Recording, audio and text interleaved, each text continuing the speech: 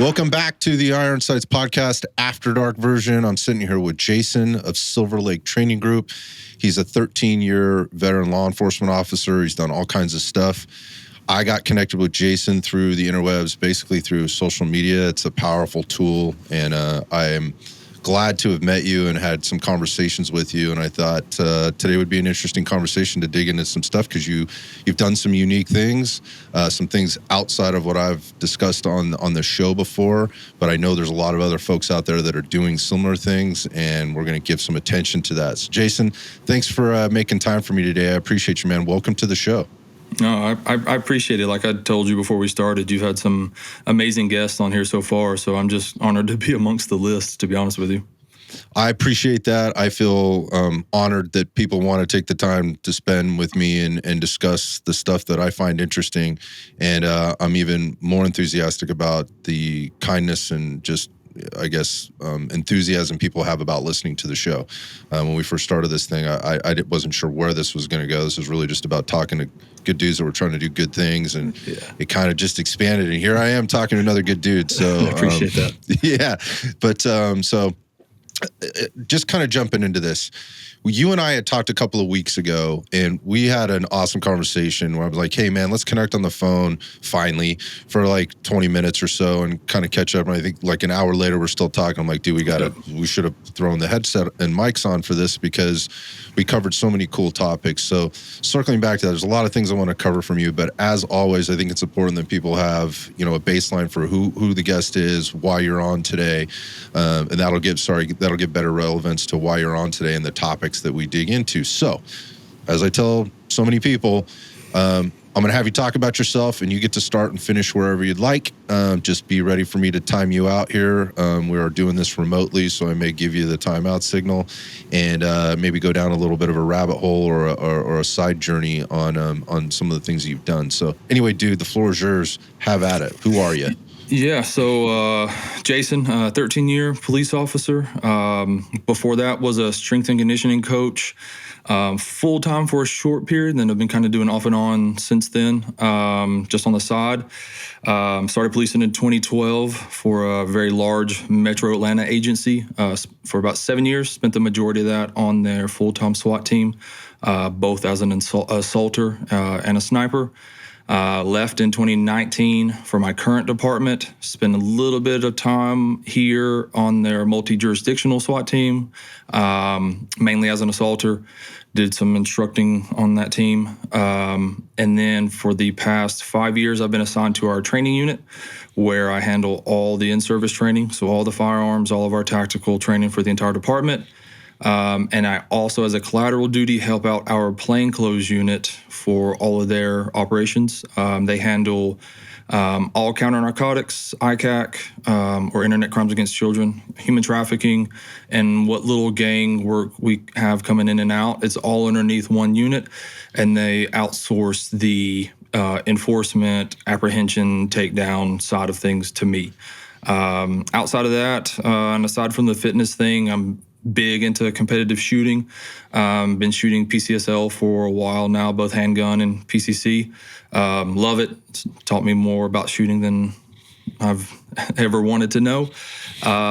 And yeah, I love the job. I'm 13 years later here. I am still waking up every day. I think it's the best job in the world. So yeah, that's me in a nutshell.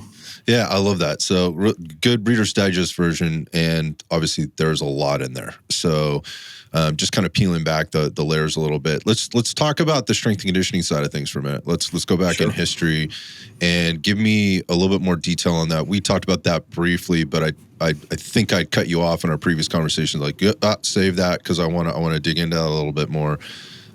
Talk about the beginning stages of that and kind of that path. And I know it was like a career path there for a while. How did that look? And then where did the transition happen? Sure. I think there's some interesting pieces there. So I joined the Navy in 2005 at 20. And like all naive 20-year-olds that join the Navy, you want to try to go be a SEAL. Mm-hmm. So got through basic. Got to my job schooling and we're doing a lot of daily workouts with guys that were also going to go to BUDS. and had one guy in particular who would absolutely crush us in workouts so badly that we didn't want to work out with him anymore. So I started picking his brain on what he was doing, and he pulled up the CrossFit.com website. So this was 2005. Nobody had heard of it at that time. Beginning stages. Absolutely. Yep. So he showed it to me, and I can remember the workout that he showed me, which was just 5 heavy deadlift singles.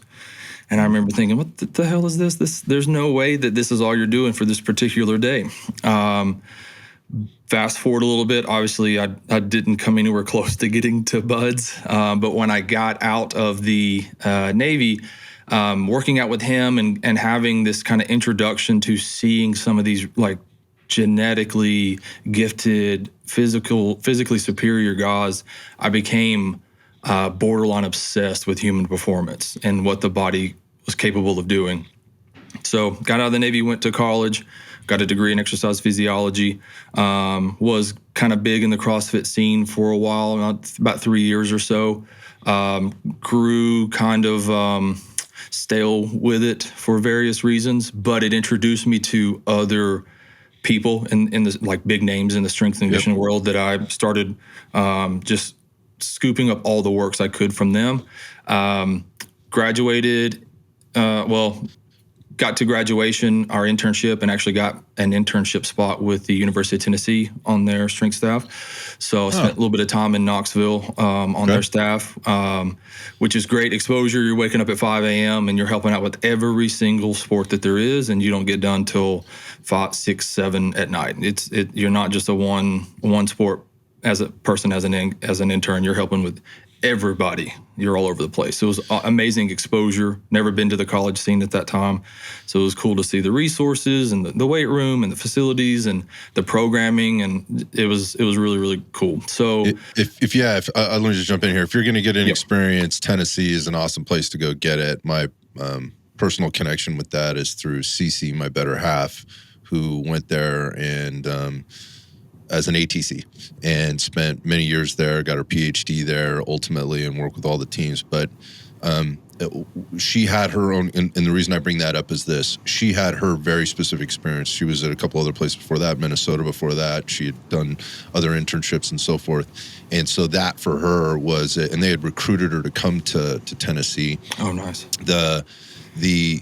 The point of that being is she had seen the different levels, right? And you jumped right into like the ultimate like premier level. And in that, there's so many resources and the communications that happen between the different allied professionals that are working in that system with the athletes. Example, ATCs actually do work with the strength and conditioning coaches who actually do work with the position coaches and so forth, whereas in a lot of other places it's very disjointed. And yes, the resources that you have there. And I bring that up because I think that kind of ties in later to this conversation about working for a very large, maybe metropolitan department that has a lot of resources, then moving to a smaller department and recognizing this is a bit different, right? And having to make that adjustment. So anyhow, I bring that up. So cool. So University of Tennessee is no joke. You're going to be working with top-level teams, top-level athletes, top-level coaches and mentors and things like that. All right, how does that work out for you? I loved it. The big hurdle that changed everything was they had a change in head coaches when I got there. Lane Kiffin was the coach at the time, and he left. And obviously anybody who follows college football knows that when it's a new head coach, he brings in an entirely new staff. So the head strength and conditioning coach that brought me there exited with Kiffin, and they brought in a gentleman from Texas, and we did not get along very well. And so if you know the college strength and conditioning world a little bit, you go from internship to graduate assistant, and then somebody calls, hey, who do you got as a good GA? They send them your name, and you start working your way up to, different strength and conditioning positions. So the new coach was not going to recommend me for a GA spot. So my collegiate aspirations kind of ended there. And since then, it was just me trying to just do it on the side and kind of find some footing. I was kind of coaching athletes on the side in different facilities. Some interesting ones that I hadn't had exposure to, like some rugby players, which I grew to love the sport. They're my favorite athletes. They're all around phenomenal. Man. Yeah, the rugby stuff, like if you want true strength and conditioning research, and that is the strength with the conditioning. Correct. There's not a lot of conditioning happening in a lot of strength rooms, particularly at the collegiate level. Correct. If you want research, go to the Aussies and the Kiwis and what they're doing with the rugby athletes out there from a strength, power, and speed and capacity perspective. It's amazing. That's where I go to listen to coaches who actually work in that field, that do that stuff at a high level. They have access to, there's so much funding and research, because these dudes are animal savages. Well, anyway, to see guys that look the way they look and are as strong as they are and are as powerful as they are, but they can run up and down a soccer field for 45 hours. minutes. Yeah, exactly. Right. So you just don't find that in too many athletes that are that well-rounded. So with the collisions on top of that, right? Correct. Yeah. And and then obviously you can look at the differences between 15s and 7s and the differences in capabilities there too. So, just kind of did that on the side quite a bit, and then went through kind of a big life change, and kind of had to rethink what I wanted to do. And I have always had an interest in policing growing up, as far back as I could remember. And this just was one of those times where I said, I've always had an interest in it. Let me give it a shot and see if I like it. And it did not take me very long to realize I'd found my place, and I haven't looked back since. So you make the transition into law enforcement, and that starts with this major metro area?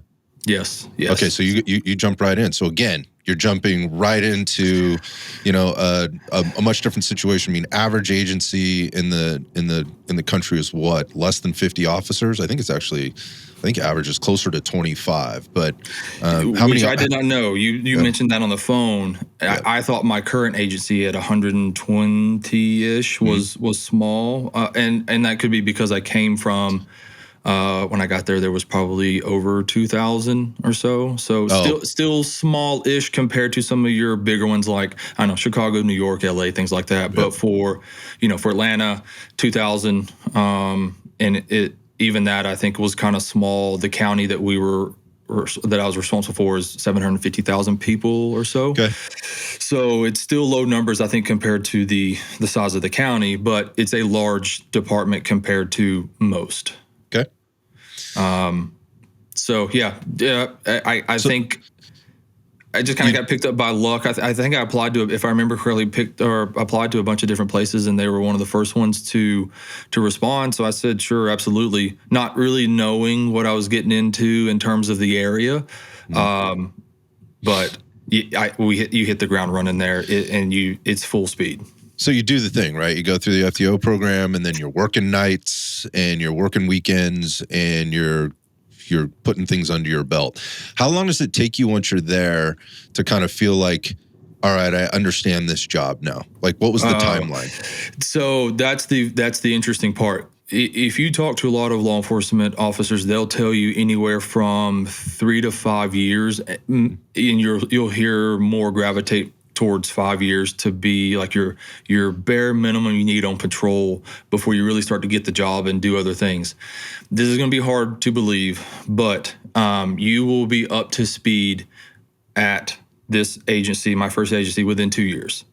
It comes at you that quick. There's that much volume and intensity. There's that much volume every single night that you will get. I'll give you an example. Showed up to a shooting one night, myself and 4 other officers. And I can remember us all getting out of our cars at the same time and immediately starting to go fill the roles that you need. Somebody goes straight to the victim. Somebody starts going to the bystanders, the witnesses to collect statements. Somebody's setting up crime scene tape. It looked like a NASCAR pit crew handling a shooting scene. And I wasn't even 2 years on the job. Like you get so comfortable when you're handling that many shooting, stabbings, burglaries, armed robberies, they become easy to not Like easy. a dance. Yes, absolutely. And so I can remember one of the veteran FTOs one night asking. She had a rookie with her, and they had had a bunch of work already that night, and they had just made an arrest. And she asked me and one of my friends, my academy mates that was on my shift with me, standing next to me, that she asked if one of us wanted this arrest, and we both were like, nah. Yeah. Which is unusual for a new officer. Normally, you're very eager to take these things because you want to do them. And we're like, no, thanks. And she said later on that's when she knew that we had passed rookie stage. When you turn down an arrest, you don't feel like doing it. So it's like drinking out of a fire hydrant. Accelerated. Yeah, it's absolutely. very accelerated. Yeah, it's 100%. kind of like strength and conditioning when you walk into certain situations. It's a 3 to 5 year process, probably normally, to kind of start to settle in and understand nuance, communication, of Right. like the institution you're working for, the athletes. You've now gone through a batch who has come and gone, right? You recognize you don't have your athletes very long, right? And so in law enforcement, you see people come, go, get promoted, you get moved around, your shift changing and all that stuff. You've kind of been through a lot of this stuff, and you've seen people fuck up. Right. You've probably fucked up, right? You've had some successes, and you're trying to fill the gaps. So I can appreciate that. And that's not the first time I've heard that about some agencies. Oakland being one of those. I had an Oakland officer on Oakland, California. I think LA is a little bit of a different situation. Los Angeles, when I think about California agencies, just with the intensity and volume of work that they get done. So I get that. So before we get into the competitive shooting thing, just as in your career as an officer, what's coming up for you, in your first 3 to 5 years? Are there opportunities for you to get into different things? Or is this one of those, because you mentioned you were on the full-time SWAT team, so that happens at some point. Like what's available to you in an agency like that, for a guy who loves getting up, going to work every day, he's involved in lots of stuff. Well, how does this kind of evolve? So when you first start, you are getting the lay of the land of the department. So with that particular agency, there is a specialized unit for everything, but you don't really know that at first. You're not really sure what's out there. Like, you don't know that there's an actual Homeland Security division that has people attached to the FBI when you're a new guy. You just don't know the ins and outs, the dark corners, like where some of these smaller units are and what all they do and things like that. So at first, you're really just, and the patrol stuff's coming at you so fast, you're not really paying attention to a whole lot. You're busy. Correct. And so you generally will find people will come across, like, I came across the full-time SWAT team when I was taking a shotgun class at the range, and they showed up all in their gear. And I was like, oh, that's who these guys are. I'd heard about them, never seen them.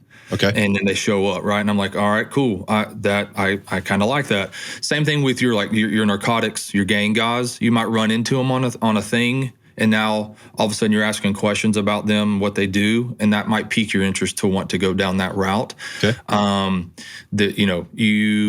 You'll one of the first ones you come into contact with, or I did, were your crime suppression units. So your crime suppression units, most departments have them. They're a group of patrol officers that aren't responsible for answering 911 calls. So they're very proactive. They're out attacking your hotspots, your problem areas.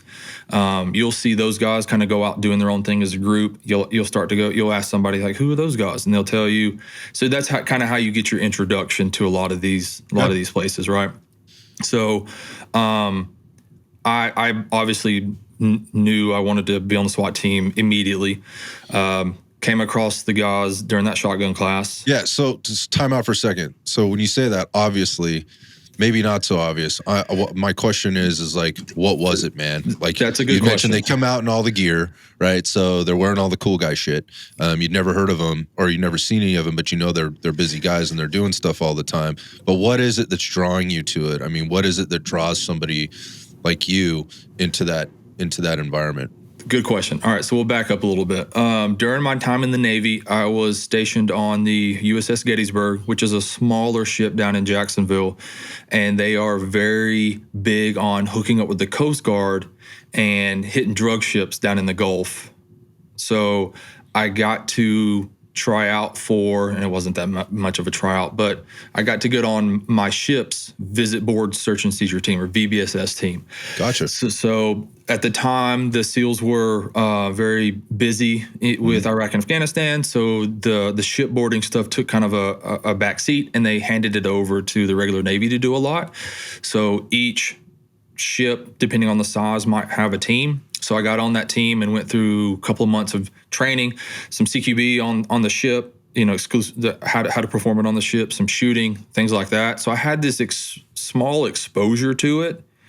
And then once I got into policing, I knew I wanted to expand on that. I enjoyed it so much, and I felt like it came so natural that I wanted to go to the next step, which would be our team. So now you're on the range with these guys, and they come out, and there's a connection, I assume. Yeah, so I started talking to them, and a couple of them have your kind of stereotypical standoffish, like, who are you talking to us kind of guy. And it didn't offend me, but I found it funny, and now looking back at it, it's still kind of funny. But just looking at the equipment and then knowing a little bit about what SWAT does, and as you're working through this department, you kind of find out some of the storied history and just how busy this team is, and how much real opposition they have faced, and how few people have actually died on the team. So their success rate is very, very high. This, and I'll give you a little bit of context. This full-time team has its roots back to when Atlanta Red Dog was in play. Have you ever heard of Atlanta Red Dog? No. Okay. No. So Red Dog was a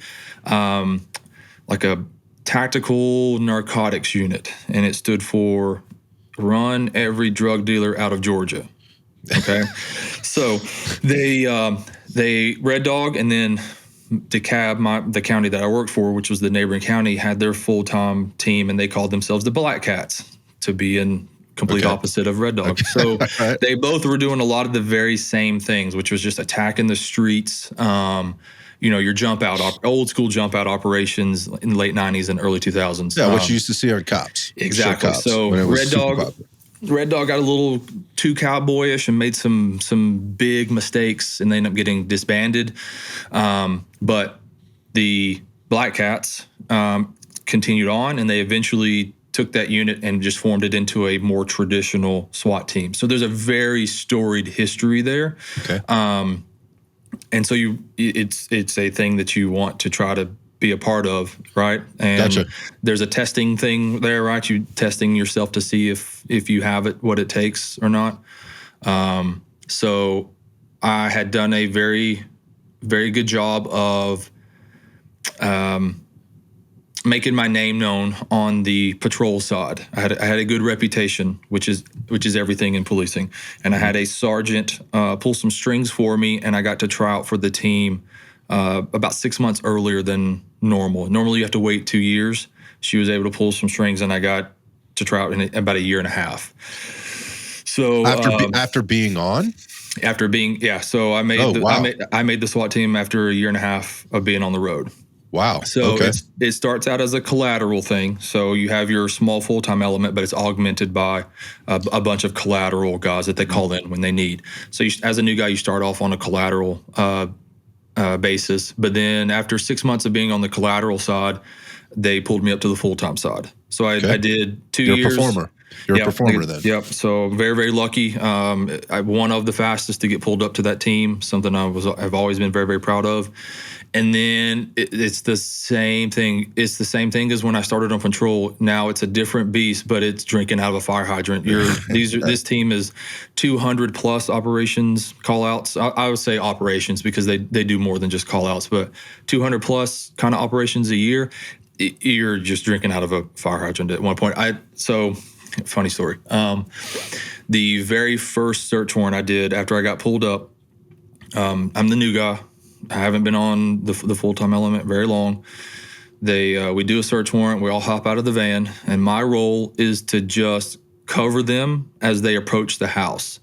So I'm standing near this van that they have kind of armored out, and I'm pointing my rifle towards the suspect location as they approach. And I'm thinking, hell yeah, this is awesome. Look at this work that I'm doing here. And then as you get more senior, you realize, oh, wait a minute. You assholes just put me at that van and told me to point my gun in a general direction away from you because you just wanted me out of the way because I was the new guy. Yeah. So, yeah, exactly. So, that was my first introduction to it. But you loved it. You loved it though. 100%. Got it. So that's 100%. Yeah. Yes, 100%. Do this all day long. Yeah. The pacing is so fast on that team. You wouldn't think that you could get burnt out on a full-time SWAT team. If I told most type A men, hey, you might get burnt out on a full-time SWAT team, a busy team, they would say that you're full of shit. But it is very possible. Like, it comes at you that fast. It's a different beast. Yeah, nobody wants to admit that, but I think probably deep down people are burnt out, and it shows up in other ways. They're still going to show up for the job and do the thing. It's what it bleeds over into, or what gets taken off of the table or off the plate that is important in order to keep up with that pace. These are things that I've talked about with folks on the show and then and offline as well. I think that's also a very known, just not talked about thing. So anyway, that's my take on that. I agree absolutely. So, all right. So, and I think you said your time in SWAT was how long? You think you were there 8 years? So I was in that department for 7. So, or 4 to 5 was on that team. So the cool thing about being on a full-time team is you can wear a bunch of different hats. So I got to do both the sniper side and the assaulter side or entry side, depending on the operation, which was fascinating. I once I kind of got into the precision long range side, it became another semi obsession for me that I still try to incorporate even now in some things. When does the competitive shooting piece enter into this equation? That isn't until 5 or 6 years ago. Okay. So I got an invite to an IDPA match one night by a friend, and it was fun. I just didn't take it very seriously at the time, and it wasn't until later on. I can remember being bitten by the bug and wanted to delve into it further, and I saw like a little highlight reel from Frank Proctor, and saw him shoot. Yeah, I saw him shoot, and I was like, I need to do that with him now. Mm-hmm. So that kind of started me down that path, and then like anything else, once you get over the fear of looking like a complete idiot out there as a gun-toting professional, and once you're okay with the man who owns a nail salon smoking you every single night, you'll be fine. And I've heard a lot of those examples, but not the man who owns the nail salon. I heard the old lady with the cigarette hanging out of her bottom lip. John DeFrane's story is probably the best one I ever heard, where the little old lady has to have somebody help load her gun and unload it for her. She hobbles up to the start with literally a cigarette hanging off of her bottom lip, and then absolutely just destroys him. And he's like, what is happening right now? I'm telling you, guys that are shaped differently. I'm gonna try to say that nicely. Shaped differently than me. There's a guy that owns a nail salon in my club, and he'll burn me down every single time. And these guys that are more plump than I am, you'll see them glide through a stage plan, just perfectly executed. And it's just amazing when you can get past a lot of those mental hurdles and that fear and that ego. Just watching those guys go through, like, it's so great. It's so awesome. It's so awesome.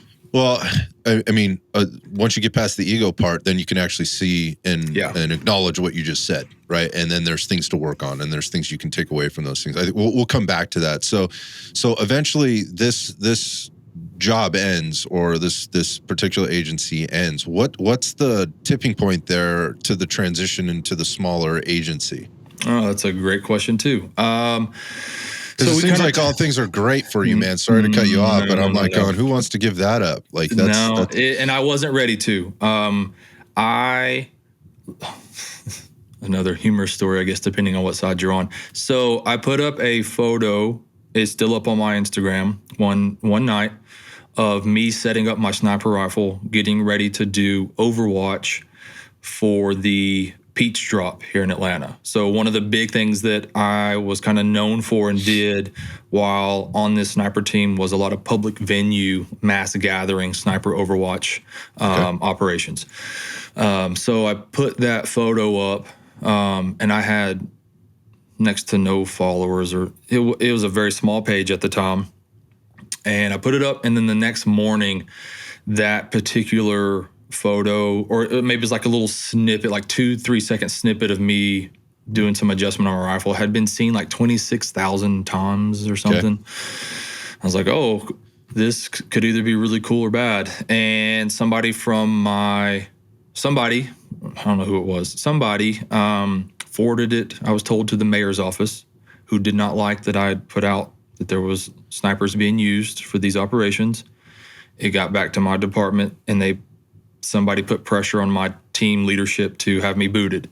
So I got booted off of the team at that point, sent back to the road for a little bit, and then it didn't take me very long to find another agency. The work and the pay did not match up at this. As much fun as I was having running and gunning, the pay does not match up for the level of danger and the risk that you incur every night. So tried to find something that was a little bit more sustainable long term. So I had a friend who had worked with me at this same agency, was the recruiter for the current agency that I'm at now. So he recruited me and been there ever since. So I'm curious about this. So are you the only one on the team that's doing this kind of thing at the time? No. Okay, so the answer is no. I find it interesting. Again, we say this, when I say that, several guests that I've had, on, talk about how terrible law enforcement is, and I believe it's the same with the fire service. I had a really good conversation with the guy the other day I hope to have on the show about how terrible basically our public service people are, particularly as first responders, in telling their story as an agency, like what's going on out here. And here's what we're doing, right? We've got a guy who's a professional, who's trained, who's working with a very good team that has a very good reputation with the legacy and all those things, and he's setting up to protect masses of people from shitbags that want to do harm. And in Georgia, that has happened several times. Correct. As a member of the public who doesn't attend a lot of these things for the reasons we just said, like, I would like to know that when I am, or when I need to go to one of these things, that there is somebody that is equipped, capable, and willing to do the job with a particular tool at a particular time while we're out there, so that me and my family don't have to worry about that. Now, obviously in the back of my head, it's always going to be there, but like, I don't want my kid to have to worry about that. They don't need to know about it, but they also are not on Instagram scrolling through, cop videos, right. Or whatever else. So a part of that is, that's a little interesting to me. But just going back to like kind of the culture, you're not the only person doing this. I just wonder why this particular thing was such a problem. Is there an underlying thing here, man? And I don't mean to back you into a corner, but is it just because it got the attention that it did?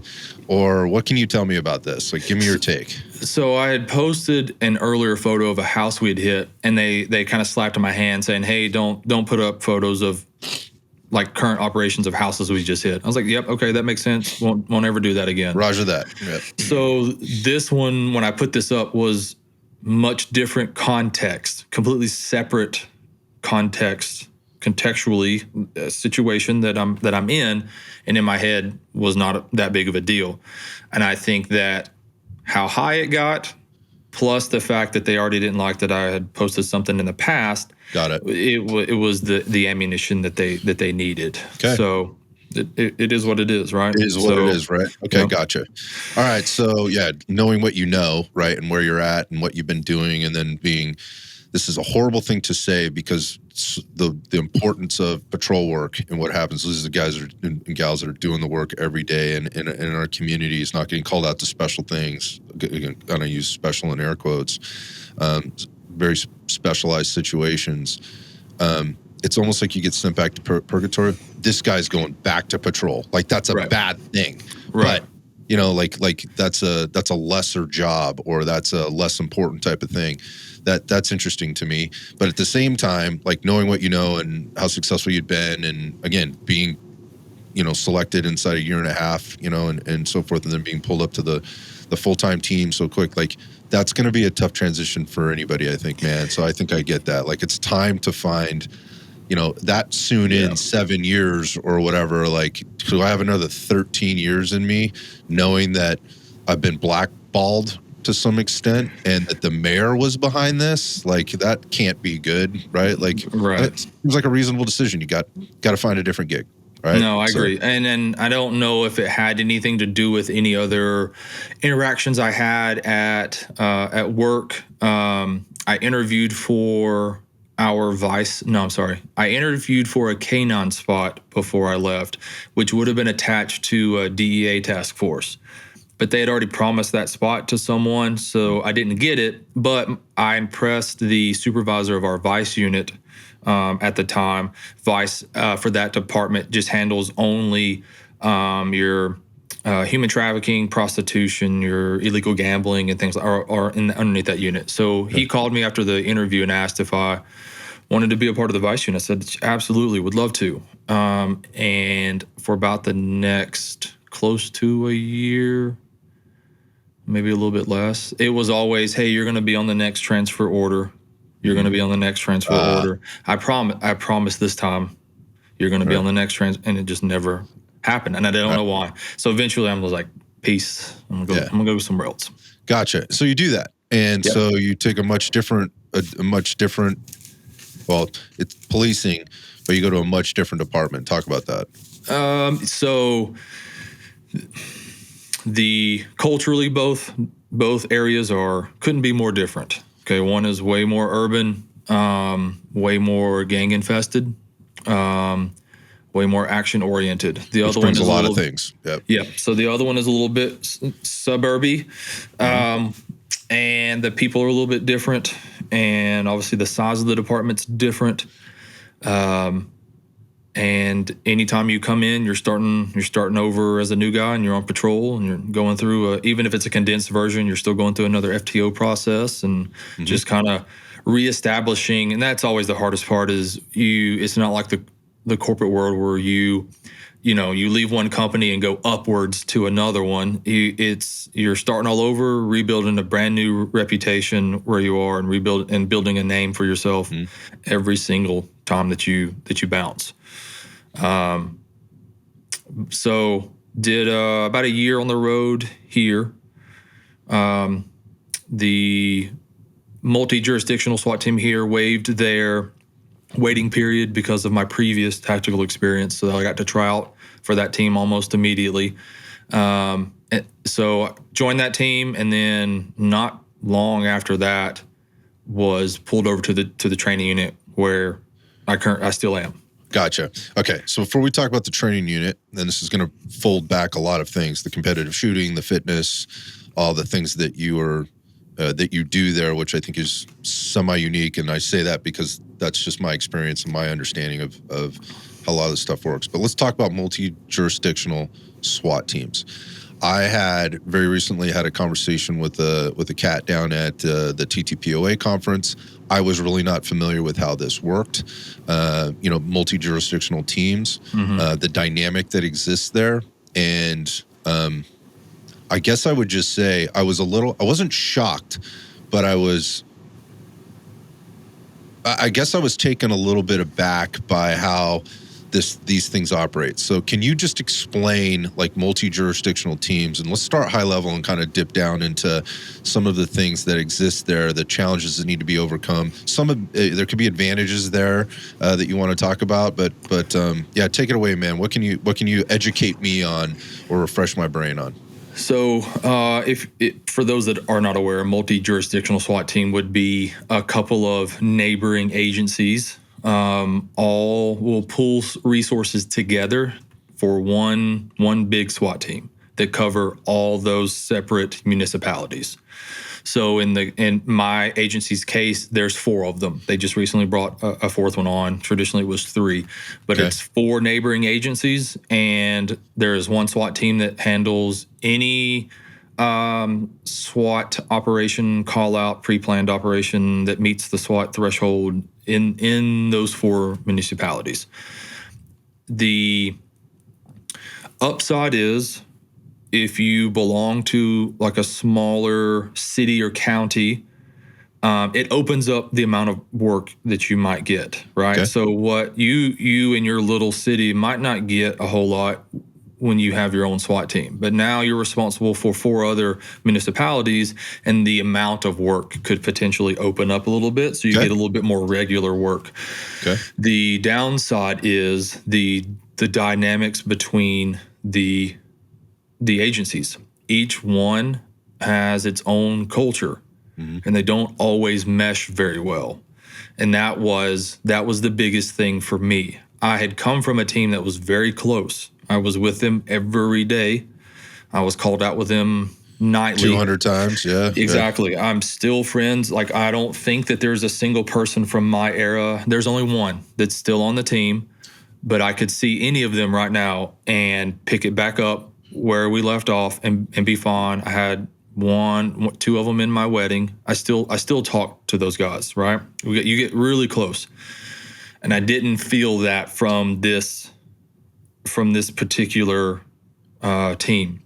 Well, that makes sense. I mean, you're not training together, you're not working together, you're not seeing one another on the road. It's just when shit's bad, or, and this is, I think, what we're going to talk about a little bit, is just the minimal training time that you might get to spend together, right? Yeah. So you get your little 16 hours, and that was another thing that I had to get used to, which was the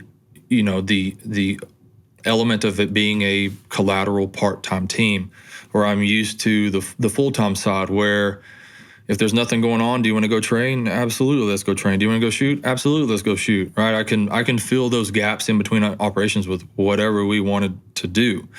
Not the case here. So now you get your 16 hours a month, and that's the outside of operations. That's the only time I see them. And it's also, to their detriment, not a very busy team. They might get, I would say, at a maximum, you might get 15 operations as a whole, just 15 as a whole in a year.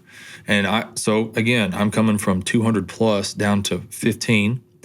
The team is a little bit cliquish, and I could never find my footing. I was on the team for about 3 years, and I could never find my footing the entire time. I would try to take up roles where I was training all new personnel coming on. This was something I did for my first team, because nobody did it for me. So anytime somebody new came on, I would try, and this is what kind of began my teaching, my love for teaching. I would just try to show them whatever I could to kind of get them up to speed where they're productive as soon as possible.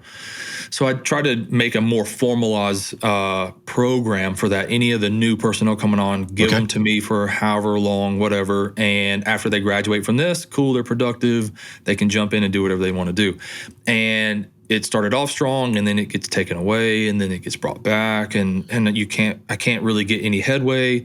And then I find myself having a pretty good understanding of CQB for us. And so I start finding myself in a teaching position for the whole team, and it goes really well. But then you have people from another agency that might not like you or your teaching style, and they complain. So then that little gig is taken away from you. Yep. Mm-hmm. And then you might find yourself back in that position. Then it's taken away again. And so I'm like, all right, let's see, I'll redirect. There's not a lot of people on the sniper team. It doesn't have much direction. Why don't you guys give me the sniper team, and I can start formalizing this. I can change this whole thing around. I'll start recruiting people. We can build this side of things up. And it was just deaf ears. So I don't know. I have a theory of where it fell short. To my own a negative about me, you could say that I can be crass or blunt where I don't need to be sometimes. So you could call it a mistake, but I showed up very early on this team and told them how wrong they were on some things instead of being your typical new guy. And they may have held that against me. I have never had anybody tell me that, but they may have held it against me the whole time, and I never could get over that. I'm not sure. So there's a few things that come up for me. First off, the culture, and there being a little bit of culture shock. Like, oh, this is not a tight-knit team. This is a very part-time of everything. Kind of all the aspects are very part-time. There's also, when I'm listening to you talk, is the question, because it doesn't sound like there is there some type of a hierarchy or a structure? Like, who's in charge of this? Like, is there an administrator who is overseeing this whole thing, and then that trickles down to like a team lead and then an ATL and so forth? Or is this just a kind of group of dudes who has a job to do, and everybody basically is taking kind of an adjunct responsibility to filling a role? Was there any direction on this at all, or is it kind of wide open? No, so it was formalized. The overall commander actually came from my department at the time, but he was pretty hands-off. He let the team leaders do everything. Okay. All right. That's one way. That's one way to lead. Yep. So each department had its own team leaders. The problem with how this team operates is the team leaders do everything. And if you're not a team leader, you don't really, at the time, it could have changed since I've been gone, but at the time you didn't really speak on things. Mm-hmm. Your opinion was welcomed, but it wasn't as valid as other team leaders. Some of the work that, I'll give you an example. When I first made my first team, as soon as I made it, they handed you a target package and said, all right, new guy, plan this operation. Mm-hmm. And I'm like, oh, I don't know what I'm doing. Well, the veterans will help you a little bit, but you're going to plan it. And so I planned it. They helped me out a little bit and start assigning roles, put together an op plan. I go present to the sergeant. It gets shot down because it's trash, obviously, because I'm a new guy. I have no idea what I'm doing. So, and then veterans knew that. This happens every time. And so you go back and you rework it. But I got that exposure early, and op planning is now a huge thing for me and something I'm good at because I got thrown into the fire very, very early. And it was something that the leadership allowed the people underneath them to do. To experience. Exactly. This team, not so much. The team leaders did everything. They didn't pass out responsibilities. So when you leave as a team leader, you take all that with you. Somebody takes your spot who has never done any of this stuff. Now what? You're not grooming any successors. You're not building up the team at all. Future team leaders. Exactly. Right. So the team leaders controlled everything, the teaching to the team, the op planning, the decision, all of it. And you just don't feel like you're really a part of much, right? That seems very problematic, in terms of being a successful team to get the job done when it counts. 100%. Even as a new guy on my first team, I never once did I not feel a part of the team, no matter what. There was no felt exclusion. Yeah. So, I mean, we're talking about this concept of team and what does that mean? There's a lot of aspects there. And I think it's okay. Obviously, if you're a new guy coming in to not be, I'm not saying, shut up and just listen, but there's value to this, right? There's value in, hey, just before you jump in here, just listen a little longer before you say something. Think on it for 10 more seconds. Right? And that could have been a fault of mine. Yeah. So that's where I'm going with this is, and again, because you had been in a different role before, you kind of gone through that rite of passage, and now you're coming in and kind of having to step back. That I understand where that could be very tough. I've been in those situations, not in policing, but in other things in my life, where you're just sitting there kind of biting your lip going, dude, like this could be a lot better, or it could be much different. And I value what you're saying, but maybe we think about this, and then that being, again, shut up. I don't need your input here. We've got this kind of thing. So again, that sense of team and a sense of contribution, but also like a structure for how do we push people through. More importantly, the process of feeling like a member of this team, being on this team so that they contribute, and then when the moment counts, everybody is on the same page and there's no questions there's no ambiguity, so that we know, then we can step back and we can assess what did we do, what can we do better, where were we successful, and so forth. But without any of that, that obviously makes that very, very tough. And to me, that's pretty dangerous. And I don't just mean that like in the terms of officer safety. and public safety. Obviously, that's a thing, but it's just dangerous in terms of like, well, then what are we doing out here? How are we showing up? Because if we're not a unit, a team, a cohesive unit, when we show up, what should we expect as an outcome when the moment counts? Well, and I think that was the dilemma that I felt, and which was, do you be the traditional new guy and just keep your mouth shut, period? Or do you come in and say, hey, I know I'm the new guy on this team, but I'm not new to this. I'm not new to this world. In fact, just the opposite. So don't you think you could, I'm not saying to come in and let me do everything, but there's probably some value I can add from day one, right? Because at the time, I was the only person who had come from another team to join this team. Nobody else had ever been on another team ever. So I had a different perspective bringing it in that we could bounce. Yeah, let's have a conversation. Let's have a conversation. Exactly. So I picked not keeping my mouth shut. Yeah, and then there's the sand. And that could have been the thing that, and that could have been what was my downfall on the team. Nobody ever told me, but that could have been it. But I do stand by that. I confidently stand behind that. Appreciate that. I'm not. I could, and I'll do that with any new team that I join. If I were to join another team, I know I'm new to this team and how it works in the structure and in the roles. Right, I'm a new guy. Here's your new guy role. I get all that, but I'm not new to this world, and just the opposite. So there are certain things that I can add value to from day one, as soon as I join, and I know if I was in a leadership position, I would instantly start trying to pick the brain of that person. I may not use it all. I may not listen to it all. It may not resonate with us. It may not be the way we do things, but I'm automatically going to go, hey, tell me about how you guys did things. How did you guys do this? Right. And then either take it or don't. I think that's leadership development. And that's where this is going, is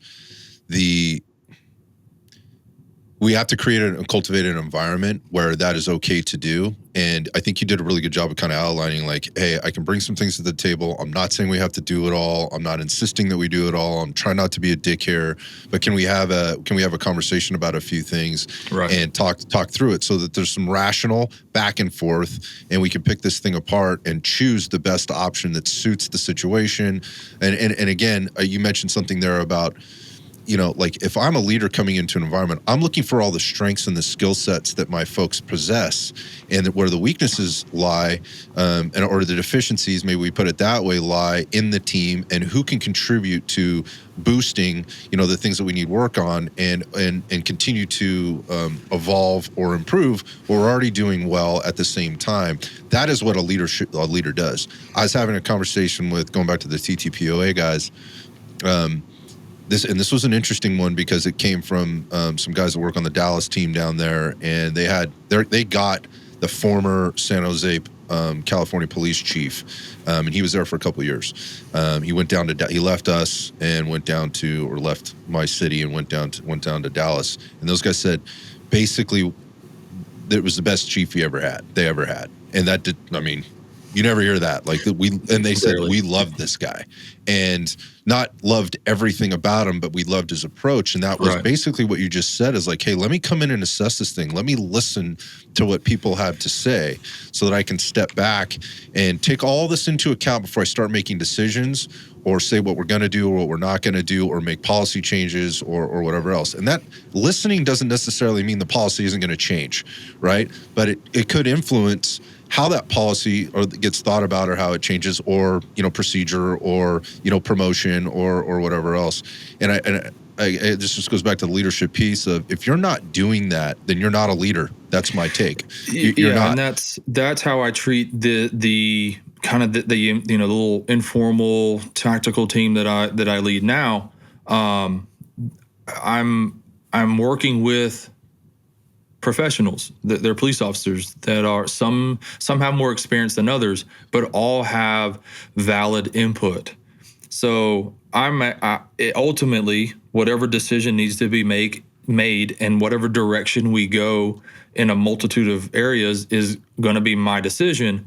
But why on earth would I not ask for input from my teammates, right? And one, even the newest guy could bring up something that I'm not thinking of.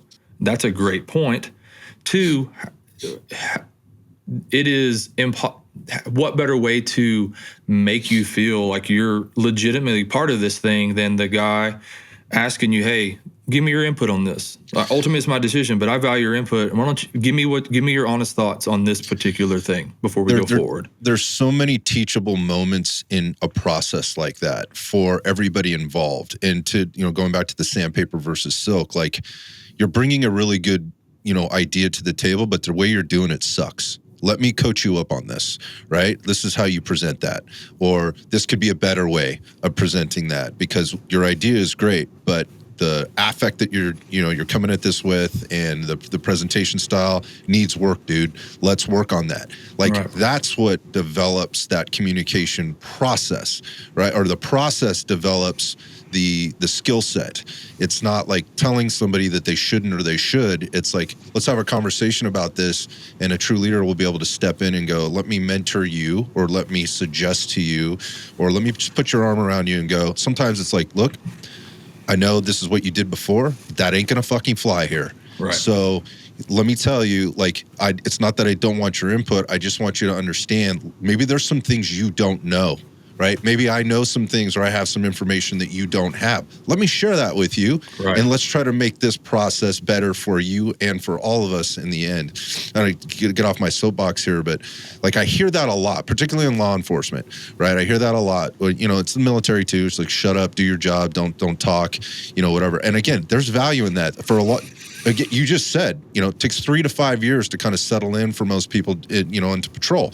But, for you, it was a little faster for whatever the reasons were, and you got selected, and then you got this accelerated process. Is a very busy department. And I'm very confident in the statement, and that is, I bet that very thing that I just kind of explained or I'm on my soapbox about is exactly what happened with you when you stepped in that role. And that's what you did and volunteered yourself for when the new guys came in and go, hey, let me help this guy get up to speed. And one of the ways of getting somebody up to speed is helping them avoid all the fucking mistakes Correct. that everybody else has made before, mainly me. So Correct. let me smooth this transition out which for you. Just delays you being productive, which we don't have time for. If you're on a tactical team or a team that does real work in law enforcement, we don't have a lot of time to get you up to speed. It is a process we have to do. Everybody has to do it, but the smoother, more efficient, and faster I can make that process so that we can get you to become a more productive member of this team, the better off we're going to be. So I've always been a fan of that. And again, nobody did it for me. So it took me a minute to kind of figure out how to be productive for this very busy, very storied team. And I didn't, and you had some of the very senior guys at the time that weren't super helpful for the new guys. They didn't really care. It wasn't their responsibility. Okay. So I didn't want anybody else after me to feel like, oh man, I don't really know what I'm doing, and I would like to do things. I would like to be a productive member of this team. So let me work with anybody that is interested, as a new guy. And yeah, so I think when I look at this, and I'll transition here in a second, but this is, I think, a really good thread on team building, but also in again, hierarchical structure and building a legacy or building a thing that can perpetuate itself over time. And whether it's a business, whether it's a team in law enforcement or whatever else, I kind of look at things in kind of like categories. I try to put people in percentage, buckets or in silos of sorts. When I look at it, you're always going to have your high performers, and everybody wants to be, not everybody wants to be a high performer, but everybody wants to have high performers on the team. And so how do you get those? How do you get those, right? And so you got that person, you got, 2, 3, 4, it's a sales team. You got those 2 or 3 guys that are always the rabbits. Everybody's chasing them, and for whoever's in charge of that group, like, you just kind of let them do their thing. Like, they do a great fucking job. You never have to worry about them being there, doing the right thing, being in the right place at the right time. They kind of a lead by example, and you don't want to interrupt that process. You just let them go. They might not necessarily be leaders, but they're high performers, right? Then there's, you take the next step down, and these are like the doers. Like, these are the people that are really working hard, and you're trying to pull, not all of them are going to do this, but you're trying to pull them up to be the higher performer, right? And those higher, and you want them to see what the high performer is doing, so you're acknowledging them. So whether it's maybe in your case, maybe it's the shooting side, maybe it's the fitness side, maybe it's the driving side, maybe it's the fighting side. When we look at hard skills, maybe it's the communication aspects or whatever those things are. You're trying to put them in front of those guys and give those guys an opportunity in some type of a public, or whether it's a meeting or it's a piece of paper on the wall, right? Whatever it is that says, this is a guy you should be watching, and these are the things that high performers do, right? He doesn't have to tell you, he's showing you, right? So pay attention to this, acknowledge that as the team leader or as the chief or whatever the hell, right?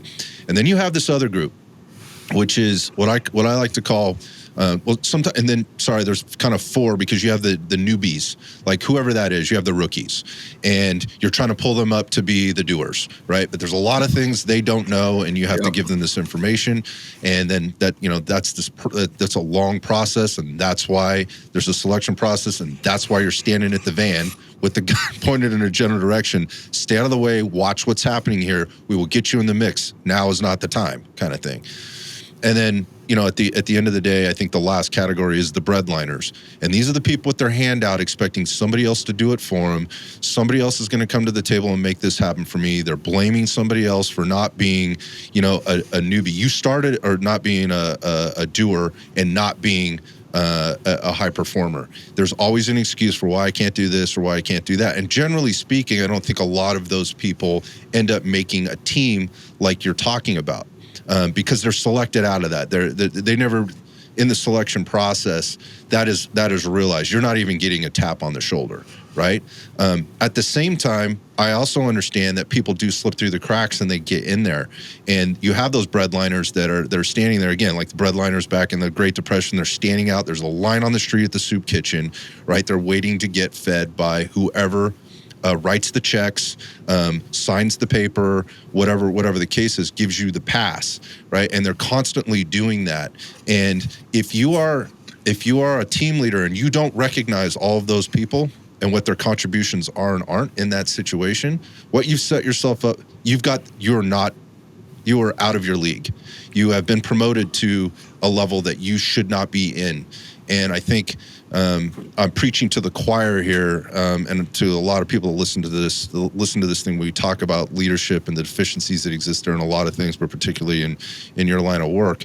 How did that person get to that position, and where were they in that scale of those four categories because they were all at least at one of those places, and that was the rookie, right. And then they moved. Which direction did they go, right. And who promoted them, who trained them, who mentored them, who put their arm around them and went, you can't fucking do that here, dude. Like, you need to do this, and you need to do it better. And not just because I said so, but here's all the reasons why, kind of thing. So anyway, that's my soapbox on leadership. It's not a hard thing to understand. It's not easy to execute, but it takes somebody that wants to understand what each one of those levels are like and has experienced each one of those levels. So when you say, like, maybe you went in there a little too hard, well, you're the high performer that's been busted back down to the rookie status. And you're just trying to get through the doer stage as fast as you can so that you can be there to help the team and do the things that you want to do. So trying to put together the sniper unit, trying to, take on the new guys or the new incomers and things like that. I think if somebody else hasn't done that, they have no fucking idea what you're doing, and they're looking at it going, dude, this dude's running wild. This is a maverick, No, this guy's got strength. He's got stick-to-itiveness. He's a self, performer. Like, he wants to get out there. He's a self-starter. He wants to get out there and do it. Fuck, dude.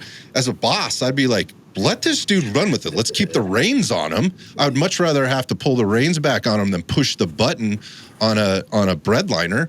Right? That's way easier for me to go, hey, dude, again, we just need you to slow down a bit. Love what you're doing, but here's the process. So again, getting on my soapbox, this is your podcast, but to me, again, it's not a hard concept to understand. Executing it without experience is the problem. To your point, I think had someone recognized, my aggressive tendencies and steered it towards some kind of role, I might still be there. My opinion of my experience there might be different, right? Instead of just stopping in my place, going, all right. I mean, he's constantly trying to do something, and sometimes I'm having to tell him to stop. Let's put some right left gutters on this right now. Yeah, let's direct him. Here's a role. Do you want this role? Go forth and conquer on this role, right? And then on the flip side, I'll take it a step further on your concept of recognizing where your personnel are on that scale. And you have some leaders that will sit back and look at their roster and be mad at what they have to work with, right? And then you're going to be the most unproductive leader and team that there is. Or you can take a step back and look at your personnel, no matter where they fall, and find a role for them to be productive somewhere. Give them an opportunity. And so my high performers, I'm going to try to give them more responsibility for things. Like I have high performers on my little informal team now, and I'm starting to give them more teach back roles. So as we get new people that are kind of more interested in this side of things that I'm doing, I'm leaning more on my higher performers and the guys that have been doing it for a while to now start trying to develop a little bit of a teaching role too. So to find their footing, their verbiage, the way that they explain things and break things down. They won't know ever how to do that if I don't give them the opportunity to do it. So you find more responsibilities for them to do, right? But even your breadliners, I've got to find a role for you to where you're still productive for the team. I can't afford to have you sit in the back and do nothing. I need all these people. So I'm going to have to, as the leader, I've got to think outside the box. I got to get creative, and I have to recognize your strengths and weaknesses and then put you in a role to where you're still productive to the overall operation or mission. I love that. I mean, it's a really good wrap up there. The high performers are doing, the things, the skill sets, the tactics, however we define it, they're doing them very well. And just because they can do them doesn't mean they can teach them, right? But you need them to be able to communicate some things. So the role isn't teaching them how to do that better. It's recognizing maybe this guy needs some communication skills or some structure. He needs some structure on how he explains things because he's got all this stuff in his head and in his body, right? And in his heart and his gut, however you want to kind of break it all down. We just got to get him to get it out of there. And it might not be this huge role. It's just this one thing. And we're focused on that. And once he gets that, right, then that opens up the door to so many other things. And you're teaching people skills that cross over in all kinds of areas, not just in, the particular profession, but in life to help other people. And that's, again, I think most law enforcement officers get into the job because they want to help people. They want to serve 100%. People. And there's as much service in giving that kind of instruction or mentorship to a high performer, and not just letting him go like, hey, dude, just leave that guy alone. He needs to do his job. Sometimes that's the appropriate thing to do, like depending on the situation. But to your point, like finding a way to get everybody involved so that they're a part of the team and feel connected to the team, but also feel responsible to the team. Correct. And then we could talk about things like standards and things like that for those breadliners. Like, what's the metric? Like, how do I know if I'm doing a good job or not? And again, being creative is necessary because we already know the standard or the metric for most things arguably is very low, right? Because it's not consistent anywhere. So when you're working on a team from 4 different agencies, right, who has 4 different set of metrics or 4 different set of standards or no standards at all for that matter, and no accountability to any of that, like trying to get anything productive done, what are you measuring? What is success? Like what is forward progress versus we're just kind of languishing here and hoping for the best and doing the best we can with the very little structure that we have to work with. That again, that's a challenge for me. So again, going back to my conversation with with this guy I was talking to from Texas, he was implementing that, and what he was describing to me was a lot of the things that you've talked about, but hit the patience level and how long that takes in that kind of an environment, and that there has to be a champion there. There has to be, again, that high performer that is like, dude, I'm working way more hours than I'm getting paid for. I'm having way more conversations, and that means having conflict with way more people than I really want to be. It's taking time out of my thing, but I'm doing this because I know we're moving it forward, and I'm setting the things up to the benchmarks to meet. That is a long, arduous process. It is not easy, especially if you're not feeling supported. No, and that is, you have, word for word summed up my experience in a department training unit. It takes time. It takes patience with all of your officers. There are conflicts with people who don't want to buy into what you're teaching, don't want to have to take the time to relearn new things, maybe different from how they were originally taught. Finding ways to communicate with the newer generation coming in, because I'm right. Yep. I'm the aging millennial. I'm not the new generation coming into policing anymore. So it takes time and a lot of patience in that particular role, in one of the roles that I'm in now, for sure. Yeah. So you're leading the training unit there, correct? There's a sergeant that oversees the entire unit, obviously, okay. And then there are 3 instructors underneath us, and each of us kind of have our own responsibility on things. Gotcha. One of the guys handles pretty much everything with our new hires. There's a lot of training coming in with the new hires, so he handles a lot of that. One of our instructors primarily just handles all of the FTO coordination. It's a big job to have to do, and so then that leaves me to do most if not all of the in-service training. So quarterly, it's about a month long each quarter. The whole department will cycle through, and I'll get them for 2 days at a time, and we'll go through whatever topic I have deemed necessary for that particular session. And you get some autonomy there in terms of what gets taught. And how are you choosing those things? Yeah, both good questions. So yes, I have, at the point I am now, I have earned enough capital in the department to have almost 100% autonomy to do what I want. That comes with a lot of responsibility on my end, self-admittedly, because you have to put out a good product, and everything has to be squared away. The logistics have to be squared away. Nothing can fall through, or people start taking it over because they feel you can't do it. So the more I show I can do the job without any oversight, the more freedom they give me to do what I need to do, right? This makes sense. Yeah, I know, right? The topics have taken me a while to whittle down. And that is from just a lot of observation and analyzation of policing in general. Okay. There are a million things we have to be good at on a daily basis. It's just and it gets longer and longer. There's just more things that are added in on a yearly basis. Yep. So I could pick a topic. We'll say topic A, and we'll just say that the alphabet is my topics. So A through Z, there's 26 of them. Let's say that I chose over the next however many years, I'm going to go through topic A through Z. Well, when are we going to get back to topic A?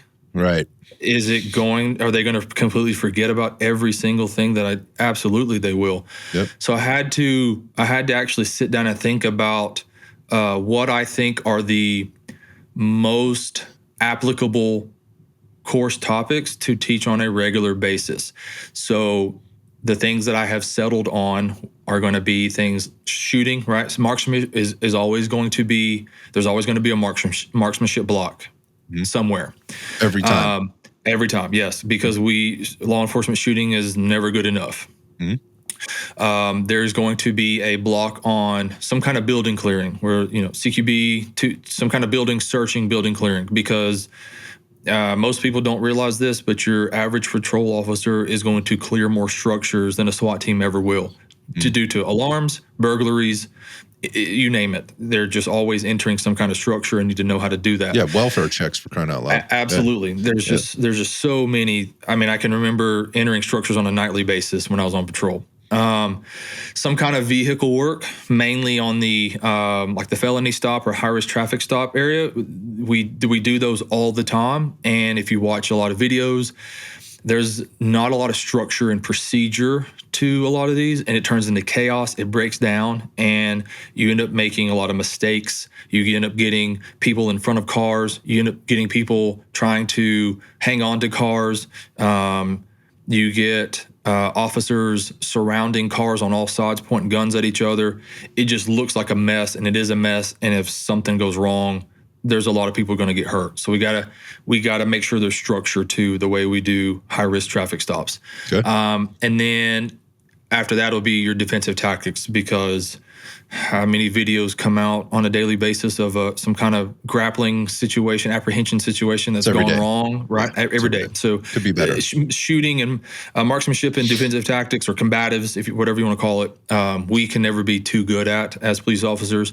So then within the vehicle piece and the CQB piece, the CQB piece may be active shooter, so it's still some kind of searching something, but it's active shooter this time. And then the vehicle piece could be you're fighting, or the traffic stop has degraded into the gunfight.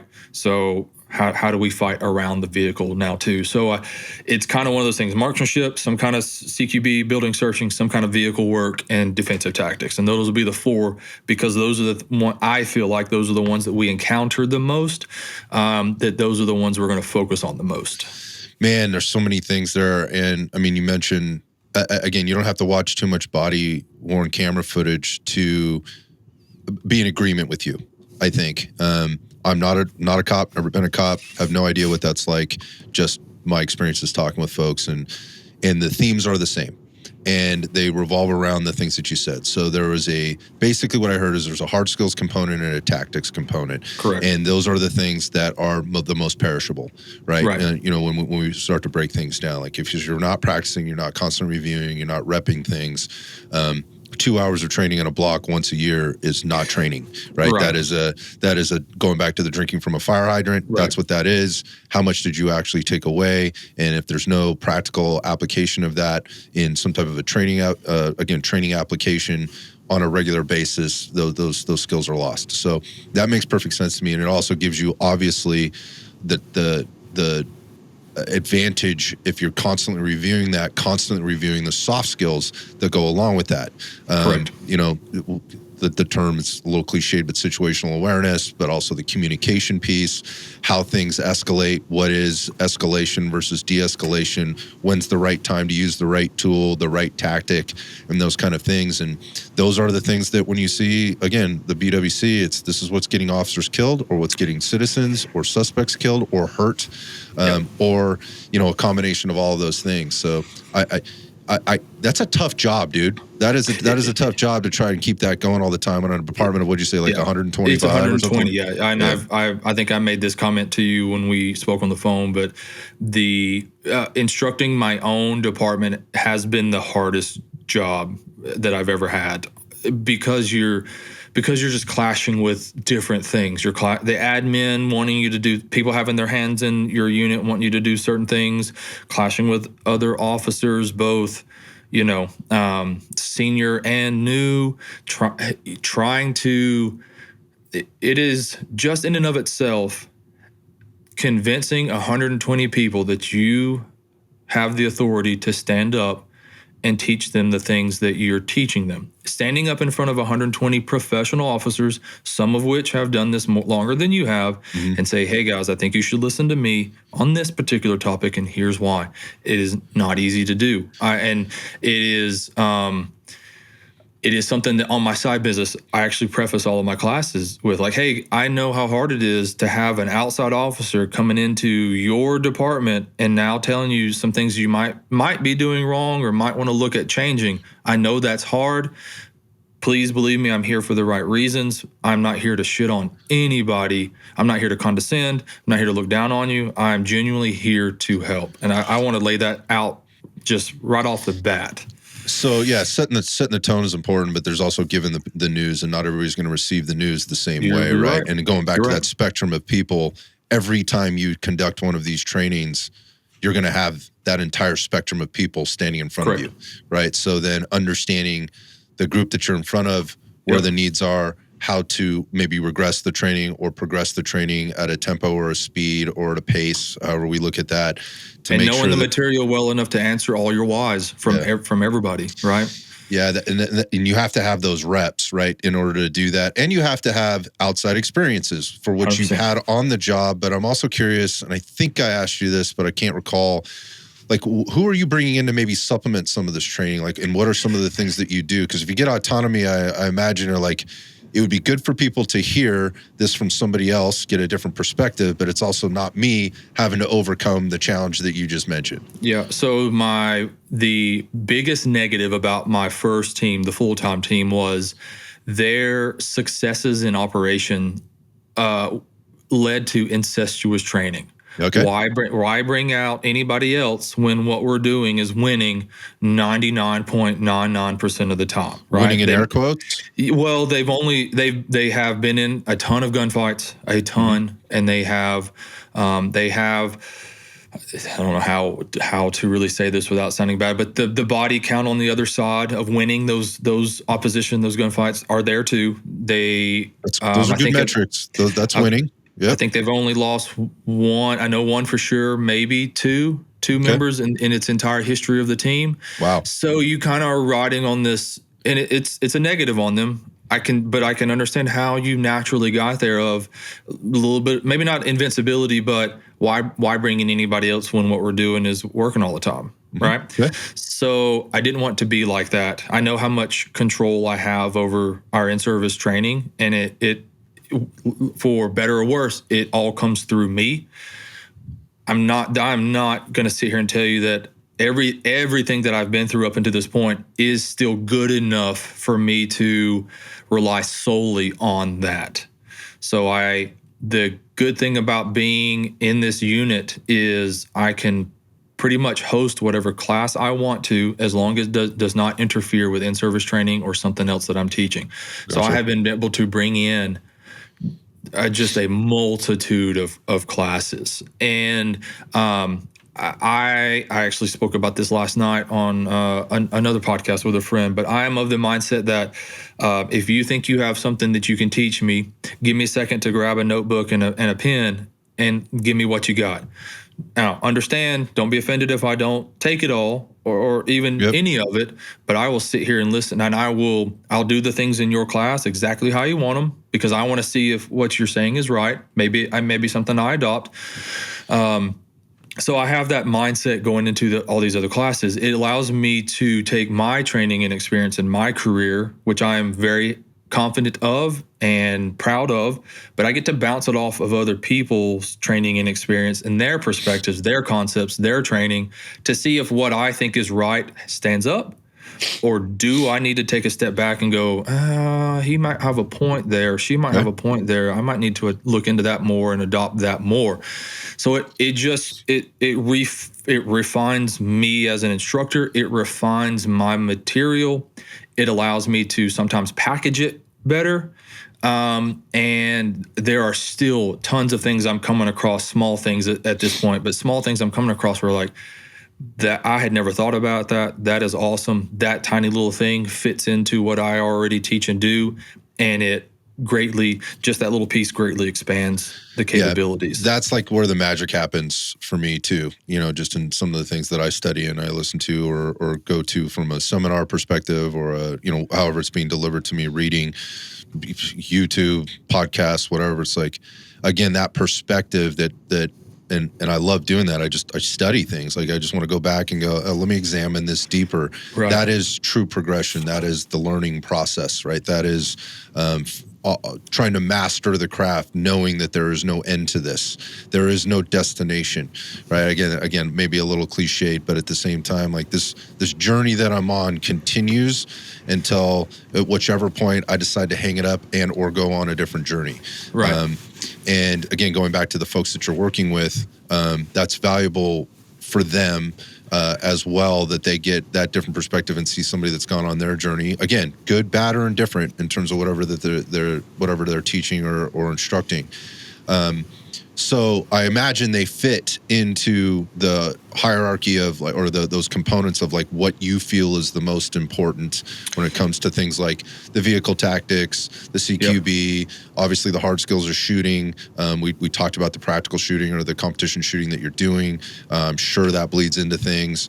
And then on the combative side, and there's so many good instructors, there's so many good systems, there's so many good curriculums out there to for you would be, again, picking out the finer points of maybe it's the instruction, right? Maybe it's not the actual, part of the curriculum, but it's how they're teaching that part of the curriculum. And for the other person, it's the drinking from the fire hose and picking up the higher level stuff before they dig down deeper into the deeper stuff, which is what I would consider you're doing during those times. Yeah, and just to kind of expand on this whole thing, I think that narrowing some of these things down now allows me to revisit them sooner, right? Okay. So I don't have to wait sometimes for an entire 2 years to revisit this topic. So I'm getting the more frequent exposure to things, right? And it allows me to kind of, it gives me a better progression now. So I don't have to spend time reteaching the same block of marksmanship that we went through last time. You remember it from last time. Now we can add a piece to it, right? You're good on your grip, sights, and trigger. Now let's start to incorporate your, difficult transitions, a little bit of movement, right? Entering and exiting positions, high risk shots, and what that looks like. So that's kind of that's been a big thing that I'm starting to focus on now is spending the last 2 years kind of laying the groundwork on those 4 topics. And now we can start adding things to them and adding things to them and adding things to them. And you just said it took 2 years to get to that point, 100%. Right? So there has to be a commitment level and a consistency piece, that those are going to be the 2 most important things. And then obviously getting some level of support in order to be able to do this. And so I imagine, after 2 years of this, and now you're starting to see some progression, like what are some of the things you're seeing coming out of the quote unquote students in at the agency? Is this beginning to make sense to them? Are you feeling, again, there's always going to be the challenge of, somebody feeling like they're a hostage at this thing because they got voluntold to go, they don't need this, whatever else. But at the same time, like, what are some of the outcomes? I mean, is there anything measurable at this point, or maybe it's subjective? On the marksmanship side, it's hard because the only real measurable metric we have is our qualification, and that it's a garbage. We don't need to talk about that. Yeah, exactly. Right. So the way that I'll structure, and even still the way I structure my shooting is, I want my students to push the boundaries to see where the wheels fall off a little bit. So your targets aren't looking perfect during a training situation, nor should they, right? I don't want them to look like a straight buckshot pattern all day. But I need you to be able to see where your wheels fall off so that we can find where you can operate close to your, top potential, right? So it's hard to measure those sometimes. Totally get it. I think that's always going to be the conversation. Yeah. So it's for that, it's starting to implement just really short shooting. You could, like everybody for a while had their like shooting test that you could do to get their patch or their coin or something like that. Sure. But finding something like that to where not really a pass or fail, but how did you do this time on it versus last time? That's really all I care about. Was there any kind of improvement, even if it's just a shot, the time decreased a little bit? Boom. Focus on that. Yeah, focus on that. That's all I really care about, right? On the flip side of that, on the tactical piece, I have, and I don't know if any other department has tried to undertake this, but I'm trying to get every officer on the same page for building, searching, or CQB tactics, because I want everybody to be interchangeable, no matter what unit you're with. It doesn't matter who it is. If something happens, we can all jump into the same group and start to clear structure and be fine. That is starting to, it took a while, that is starting to come to fruition. Everybody's starting to get on the same page. Those that have kind of been resistant are now not really getting pushed out, but you're almost getting a little bit of pressure to fall in line, which is great. Yep. And then I've had instances like the high-risk vehicle stop stuff. So side context, the way that I structure, the way I teach is I try to simplify it down as much as humanly possible so that the things I'm giving you are things that you will remember as soon as you leave class. I don't want to throw a bunch at you to where it takes you a while, a bunch of sessions to have to remember it. I need you to teach you high-risk traffic stops, and I need you to remember the high points of it so that when you leave class, something could happen and we can go do it together, right?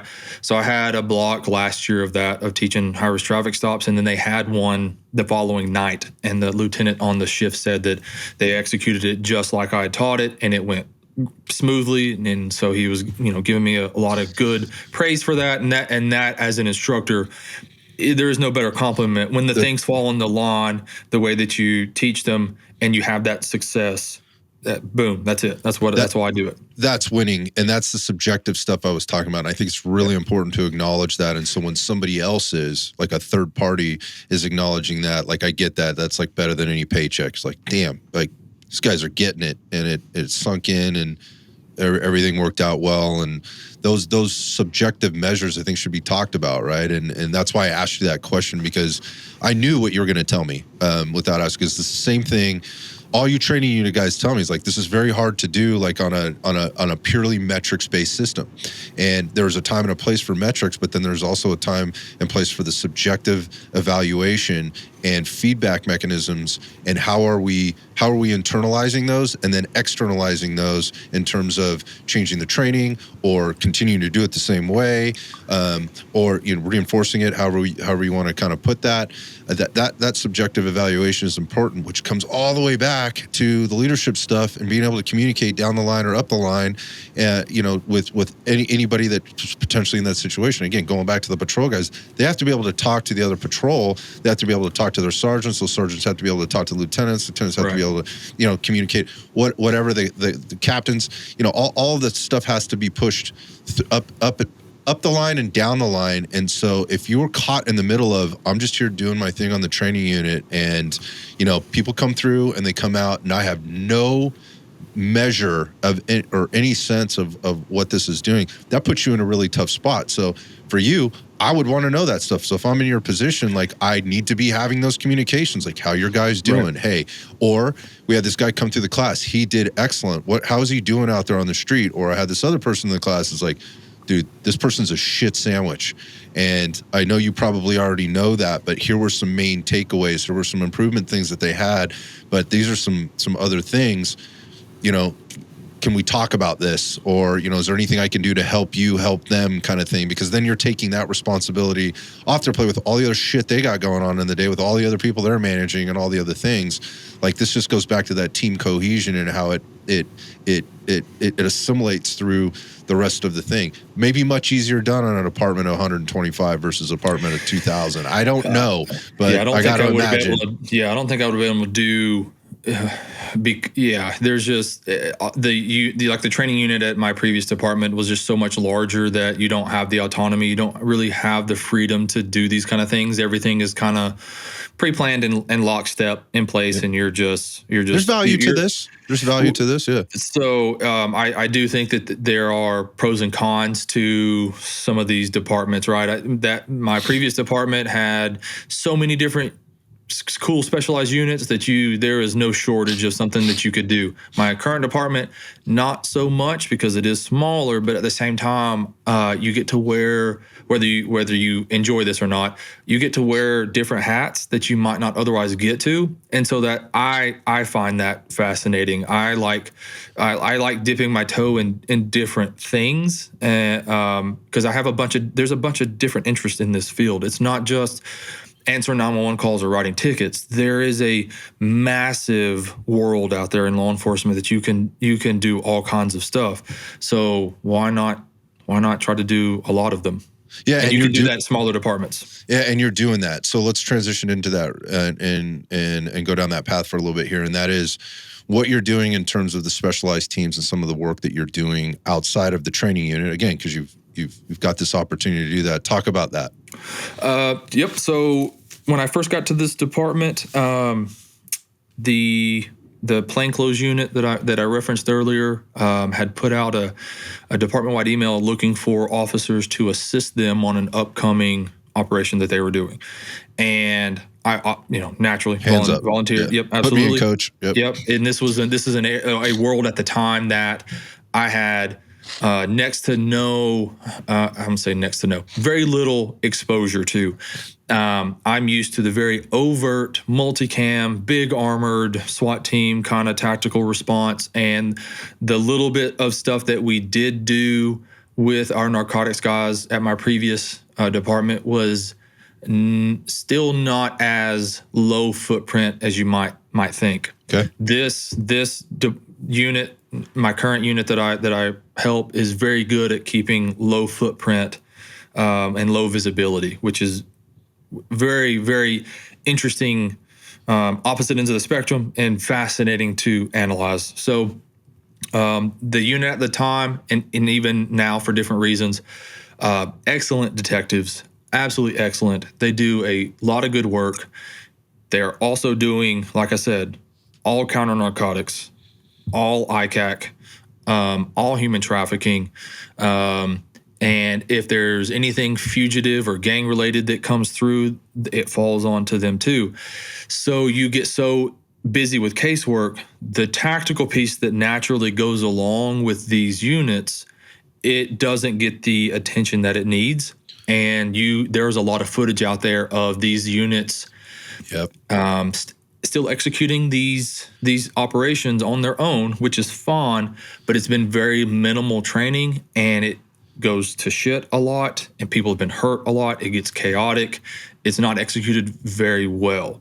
And so yeah, let me jump in here on that, because one of the cases, that I think, globally known at this point, where that was kind of an apparent thing, was the Breonna Taylor case. And I have nothing to say about that case outside of what I'm about to say, because I've listened to the story of the officers that were there, the ones on the ground, the one that was shot, and that's kind of how that happened. Like it was kind of like an ad hoc group that had lots of experience, like as officers doing different things, but they'd never really worked well. They'd never worked together. Yep. They weren't in lockstep. They hadn't done a bunch of training together, and what we saw kind of on body cam and all the things that like footage or reenactments or whatever else, kind of just proved that out. And that's an example of, we got a lot of good people here, but we're not all on the same page. And that makes things really difficult when situations like that arise. So anyway, as an example, it maybe for reference for people.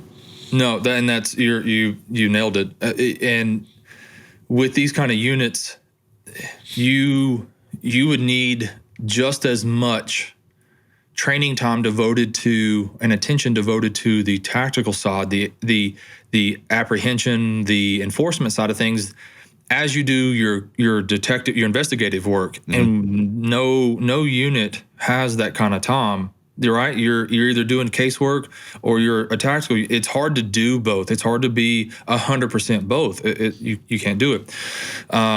So after I assisted this unit and saw that there was a little bit of a need for them on that tactical side, I started forming that relationship to where they began to outsource certain things to me, and I started building TTPs and SOPs specifically for that world. So taking my SWAT experience, but trying to extrapolate what fits now within this plainclothes, a little bit more covert world, right? It's different. It's 100% different. Your personnel are different. Your resources are different. Numbers. The environment is different. The overall goal is different. So I was not blind to that. There was no way that I could just take this, word for word SWAT experience that I had done and just blanket apply it. It just doesn't fit. Good point. Which is what a lot of these units will do. Like you might have, this is very common. You'll have your counter narcotics unit, and a lot of those guys are on their part-time SWAT team. And so the tactical stuff tends to fall towards the SWAT guys when it comes up, right? But they're used to doing things from a SWAT perspective with SWAT people and personnel and Equipment, resources all at 100%. That is not always available to these smaller, more specialized units. So I started, and this has been an ongoing process for the last 5 years, which is taking much like I did with the in-service on my department, taking the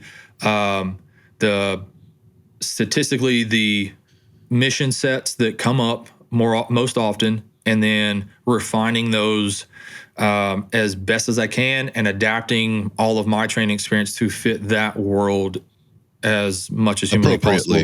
Yep. Yes. So your things like, so warrant service is still a thing. If my non-law enforcement, non-SWAT guys, might not know this, but not every warrant is served by a SWAT team. It has to meet a certain threshold. There's like a point system. So everything is case by case. And if it gets a certain number of points where it's deemed a high enough risk, then SWAT will serve it. Everything below that still has to get served. Somebody's doing those warrants. And that's where you get a lot of the plainclothes units doing their own thing, which is totally fine. But it doesn't make them any less of a risk per se. If the threshold is 100, does that all of a sudden make 99 much less of a risk to serve? Right? The stuff could still happen. So now you're still doing warrant service with a non-SWAT, resourced, outfitted team. Yeah, with 4 guys coming out of, regular cars instead of a Bearcat and 16 dudes. There you go. Yeah. So warrant service is still a thing. Vehicle interdictions is a big one. But now you have no armor like you would for a SWAT team. So how now do you do this with soft skin vehicles and maybe not a lot of people? Maybe you have a ton. Some of these units, I've worked with some rural guys that had 2 or 3 detectives. So how am I supposed to do this with 2 or 3 detectives? How can I teach them to pull in some other people maybe to assist them, right? Undercover rescue has been a big one. Your gun buys and your drug buys that occur in vehicles, they go south more often than you might think. And so there's got to be a rescue element in on that. So how to do that in that environment that's not a SWAT environment. How to do that in a structure. I've hit in my first on my first team, I have hit many trap houses, and I have seen the obstacles that come with that in terms of people on the inside, how like physical obstacles, because these places aren't always the cleanest, places, weapons on the inside. And then it goes even a step further of very, very like genius level construction for barricades to not allow, like you'll see some people completely re-engineer their front door to where there's steel and reinforced, doors. And so it has been, I have had such a awesome time going into this world that I don't miss the SWAT side at all. This has been just a more fascinating puzzle to me, is the best way that I can do it. Here's this thing. How do I solve this puzzle? And you lay out your resources and personnel on the table and go, you can sit here and complain about all you want to. I don't have the money to buy any of this stuff that SWAT does. Yeah. This is not a real unit. This is just something that I'm able to put together because I have enough capital in what I do. So here's what I got.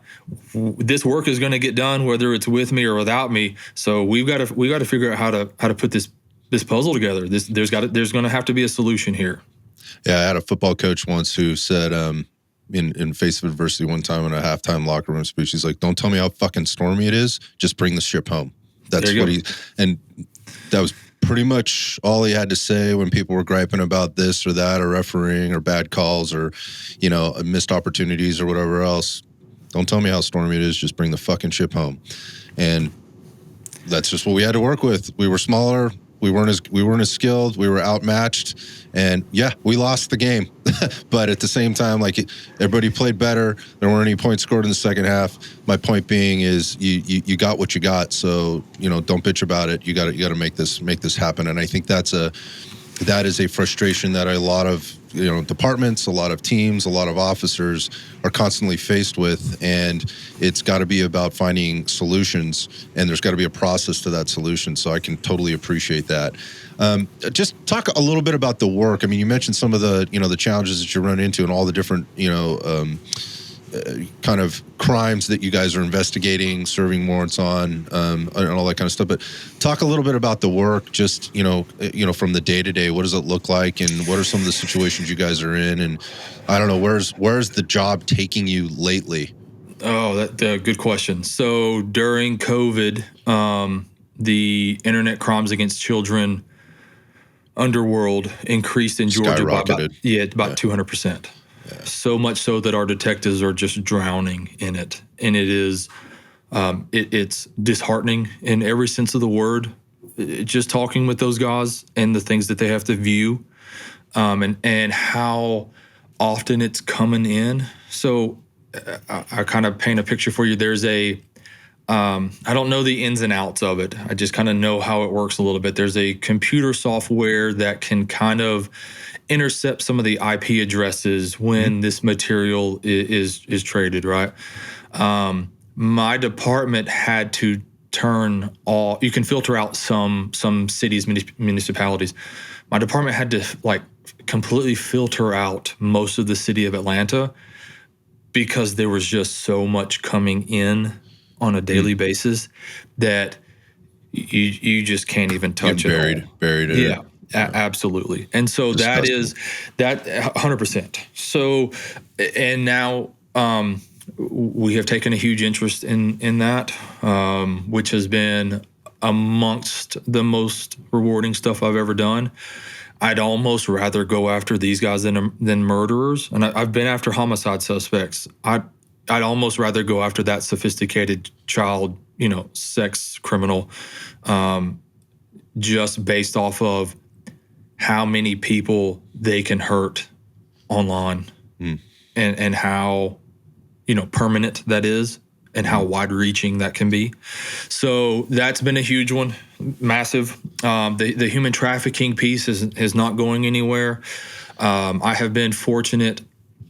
Not a lot of officers are part of legitimate rescues, but in my previous department and current department, I have been a part of many rescues. And when I mean rescues, it's finding minors and actually rescuing them out of that world that it only ends in a few places. It either someone takes your life, you take your own life because there's no because you don't think there's any escape, or there's some kind of accidental, through like an OD or something like that. But usually there's no light at the end of the tunnel. And so we've legitimately rescued, I had an operation at the previous one where it was a 12, it was either 12 or 13 or 13 and 14-year-old girl that were being used as sex slaves that we were able to physically rescue. I've made contact with minors on some of these human trafficking operations where they've instantly started crying out of joy because we were there and we can get them out now, and they don't ever have to worry about going back if they don't want to, or don't somehow fall back into it. But you can remove them permanently from them. But I would say both of those. Both of those Okay. are massive focuses for us, and they have been amazing things to be a part of. Hard things to witness, hard stories to hear. Very, very hard details on some of these, on what people have to endure, and what some of our suspects are, searching for, material they're buying, material they're watching. it's hard for you to believe some of that stuff even exists. I try to keep a I guess a rational and aware kind of mindset around like what could be out there, but I part of me doesn't want to know, not because I want to be ignorant to it, but because I don't know how that would impact my brain. So having to, and my being, so having to deal with that on a regular basis, I can't imagine the amount of stress, the amount of things you got to take home, things you got to put in a box for a bit, maybe address later, and how often that's happening and what that does. But also at the same time, how that brings that unit together and, to know they're doing the right things and to put the time and the effort into the training, the planning, the detective work, and then the searching for and wanting that success when you get into those environments. And I've noticed, some of the things that you do on social media, you talk a lot about equipment setups, which I think are important and, obviously different than, in these situations, probably very much different than what you might see, typically, on the quote unquote SWAT operation or whatever else. Also the environments that you're in, you might be stuck in a hotel room for a few days, or however long. I don't know. That's just an arbitrary number I pulled out of my head there. But no, you're spot on. Yeah, where you're hunkered down and there's a lot of downtime waiting for that moment, that right moment or whatnot. But maybe just without getting into too much detail, and again, there's probably some things we shouldn't be talking about, but I just wonder what that's like and what that evolution has been like for you and the guys on the team. In terms of the gear? Yeah, the gear, and also just like the knowing how to approach these things, the evolution of like, we're getting better at this and these are the reasons why. Yeah, so, getting better at this, I would say my little unit and the actual established investigative plainclothes unit, we are currently firing on all cylinders, right? That particular unit has had a couple of different supervisors, so you have to kind of figure some things out. It's like the new coach coming in, right? Yep. You got to figure some things out. But myself and the current supervisor are firing on all cylinders. We have a huge respect for each other's roles, and it couldn't be going better right now. So getting guys operational experience is kind of the big thing. We get them. I get to work with them weekly. It's one of the cool things about being in the training unit. If I'm not teaching, I can actually call in my guys around their schedules, and we can get some training in on a weekly basis. So then you get them some operational, some experience, and a lot of these are done, like you talked about, they're done over multiple days. So the cool thing about that is we get to run a rep of something. Let's say it's a vehicle interdiction. You do a vehicle interdiction. We talk about what went right or wrong right then, and then we load up because we got another one coming. So you get to refine those things very, very quickly because the turnover is pretty quick. It's not like we do one and then I got to wait another couple of months to see if what we went over in the debrief, it stuck. So we debrief, cool, we load up and we go again. Talk about that one. And it's just the constant refinement over a couple of, so you get good at these things pretty quickly in that sense, which I'm huge fan of. On the gear side, I actually post a lot of photos of what my gear looked like when I first started versus now. And it was just a lot of bare bones looking equipment. I didn't really know what I needed at the time. And I was still also developing a lot of these TTPs and SOPs. Whether you think it's right or wrong, I've developed a lot of these myself, but I still go out and bounce my stuff off of other people and other teams and other units and see what they're doing too, to see if I'm on the right path. So the gear thing has been a constant evolution, and it's now to where it's 90% or so geared specifically towards these niche operations that I talked about, but I still have to leave a little bit on either end of a general enforcement in case something happens. There have been numerous operations, these specialized operations, where something bigger in the city has happened and we got to be pulled off of them. You got to go, right? And so I need to be able to do general street work. You kind of like patrol. I got to be, I'm never not a patrol officer. You're just like the military, right? Everybody's a rifleman. Police officers the same way. Everybody's a patrol officer. You should never ever forget where you came from. So my gear is almost exclusively set up on that with my niche operations, with a little bit left over in case we need to flex to some general street enforcement where things like flashbangs aren't needed for general enforcement, right? Or I need to take some flex cuffs off and put my actual handcuffs on, or whatever the case may be. So being able to flex a little bit has kind of been the big one. But then also figuring out how to carry some of this equipment as I've gotten, the capabilities have expanded. So I am lucky enough, and I'll use this as an example because it's a good one. I'm lucky enough to have been through a couple of different shotgun breaching classes. Okay. So my department allows me to carry one for these specific operations. And so I couldn't convince them to spend the money to buy an actual breaching shotgun, so I just checked one out of the armory because I'm an instructor and put a pistol grip on it, put a little bit of a standoff device on it, and now I got a damn breaching shotgun. It doesn't have to mean things spectacular, right? So the gear side has been a lot of like a guerrilla mindset. It's a lot of beg, borrow, and steal. And what can I fabricate? What can I take and it was meant for this purpose, but it also works really well for this specific purpose. Maybe you don't have access to some gas canisters like a SWAT team does, but you can buy some stuff online called Clear Out, which is like an OC aerosol thing that civilians can buy. It might not be the strength of a SWAT team gas canister or a riot gas canister, but it's better than not having anything, right?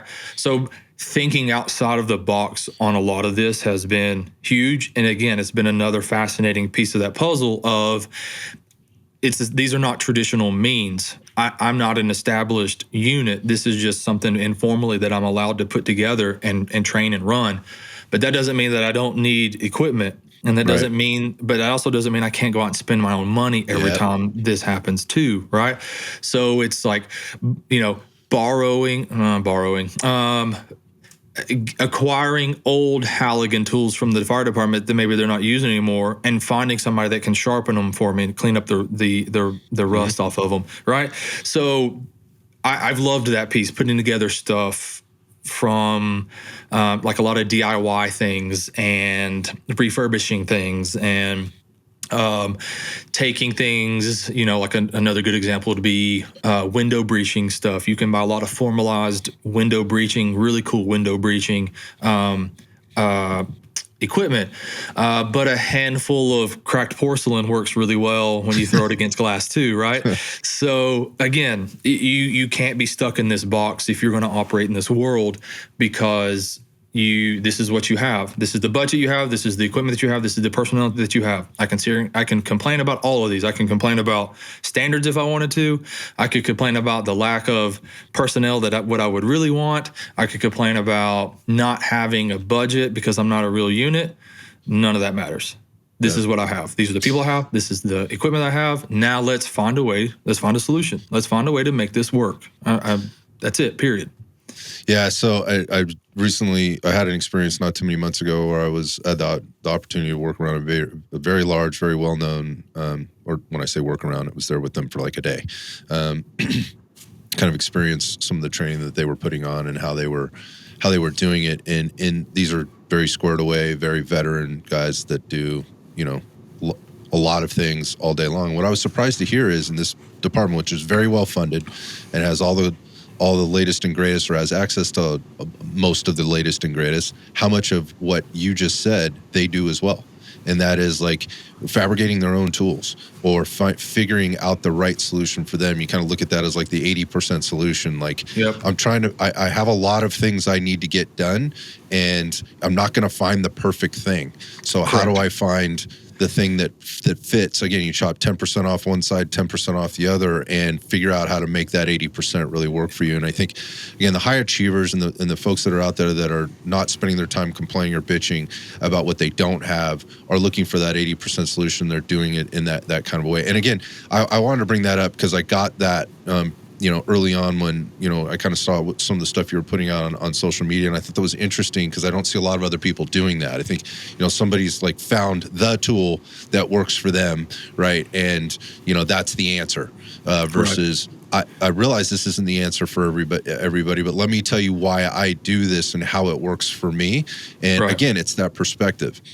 And so just kind of wrapping that up and kind of what you're talking about, I take this back, or I think back to where we were talking about the training unit, we were talking about the things that you're doing and the work that you do outside of that keeps you relevant, that gives you the reps, that gives you the experiences and the exposures to, is what I'm doing relevant to what I'm teaching people? Correct. Are there things I can take away, refine my process, and refine my curriculum to give them things that they might really need based on my very specific environment? You mentioned it's very, very much suburbs versus what the very urban environment might look like, the different structures that you're in, that you're responsible for, the vehicles, right? The houses, the hotels, the 1-man, the 2-man, the 4-man, the however many man that you might have in all those different situations versus taking a curriculum and then just repeating it and expecting that it's going to translate or transfer over to all the different situations that you're on. So having that familiarity, I guess, with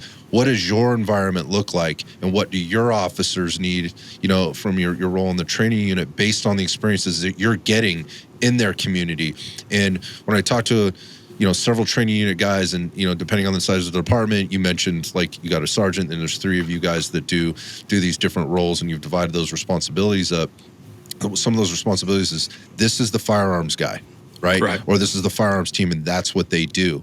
And it's not to say that what they do isn't very good. I know some very good ones. I've had some of them on the show that have had tons of experience. They're continually out there pushing and testing themselves in competition or, themselves within their team or whatever else. My point being is you're actually out there in that environment still. A smaller department gives you that opportunity to be out there and be getting those exposures to then be examining, is what I'm doing, what I'm teaching people, the right thing for their particular situation versus what I learned from somebody else. I find that to be unique, and that's one of the things I wanted to kind of pull out of you in this, and I think you did a really good job of sort of explaining that. Oh, thank you. But I agree. If I could sit here and tell you all the things I think you should learn, but if it's not what you're encountering out on the road or out on these operations, then what I think you need is irrelevant. I need to be paying attention to the trends and patterns and the obstacles and the hurdles that you are seeing, and figure out the solutions for that. What are the solutions to those problems? Right. And then how do we work backwards to that? All right, here's our TTPs and SOPs for those. Which change all the time. I agree, but you don't know that if you don't keep your ear to the ground somewhat, right? So that is obviously a big way that I still keep my ear to the ground. You don't ever want to lose that edge as a police officer. I don't get out on the road in a patrol sense as much as I'm sure might be helpful. I get to fill in as an FTO periodically, which is nice. I do enjoy that. I think it's a very, very important role, maybe the most important role in a department. So I still get to do that, but I try to keep my ear to the ground as much as I can, and stay operationally, relevant. The moment that I stop doing the things that I am teaching, my relevancy starts to tick away second by second by second by second, right? So that is a huge thing for me, is trying to stay as relevant as possible for as long as possible, not just for my own department, but also for my side business, teaching all these same niche things that I just mentioned to other officers. When you're out currently still doing the thing that you're teaching, it does bring a little bit more street cred to it, right? I do think that that's kind of one of the negatives, and it's not their fault, but your high-end military guys, which I love. I have best friends in that world. But once they leave, your relevancy starts to tick away, unfortunately, right? So, and I'll be there too one day, right? Now I will be able to recognize that. I'll hang it up when it's time. But I do enjoy still being at the top of my game in many senses, in many different ways currently. Firing on all cylinders is a great place to be, and that's kind of where I feel like aside from not having an A or an M next to my name from the USPSA world, which would be nice, the nice little one piece that I'm missing. But yeah, I mean, I couldn't be happier with the way things are going. I love that. There's so many good things in this, so many good takeaways from the experiences. And, and again, when I talk to folks again, and when they're in that like kind of 8 to 15 year realm, there's so much there to offer, and there's so much left to give, right? And they're trying to find, how am I going to continue to do that? So many of them are trying to find, how am I going to continue to do that? Which means doing a lot of different things, and sometimes taking a step back, or taking a pay cut, or going to a different unit, or, taking on bigger challenges than they thought they were taking on in order to get there. And, whether it's hard work, right? It's being a self-starter, it's loving the job, loving the people that you work with, and wanting to help them, and sometimes a little luck, along the way, which also comes with misfortunes, and experiencing that stuff. I think you really nailed a lot of key points today. And so I'm just going to put you on the spot as we kind of wrap this thing up, and that is, what are you the most excited about right now? Like with what's going on in your world as a professional, and I mean that in your own business, in the different teams that you're working on, the people that you're working with. What's the thing that gets you fired up the most right now? Oh,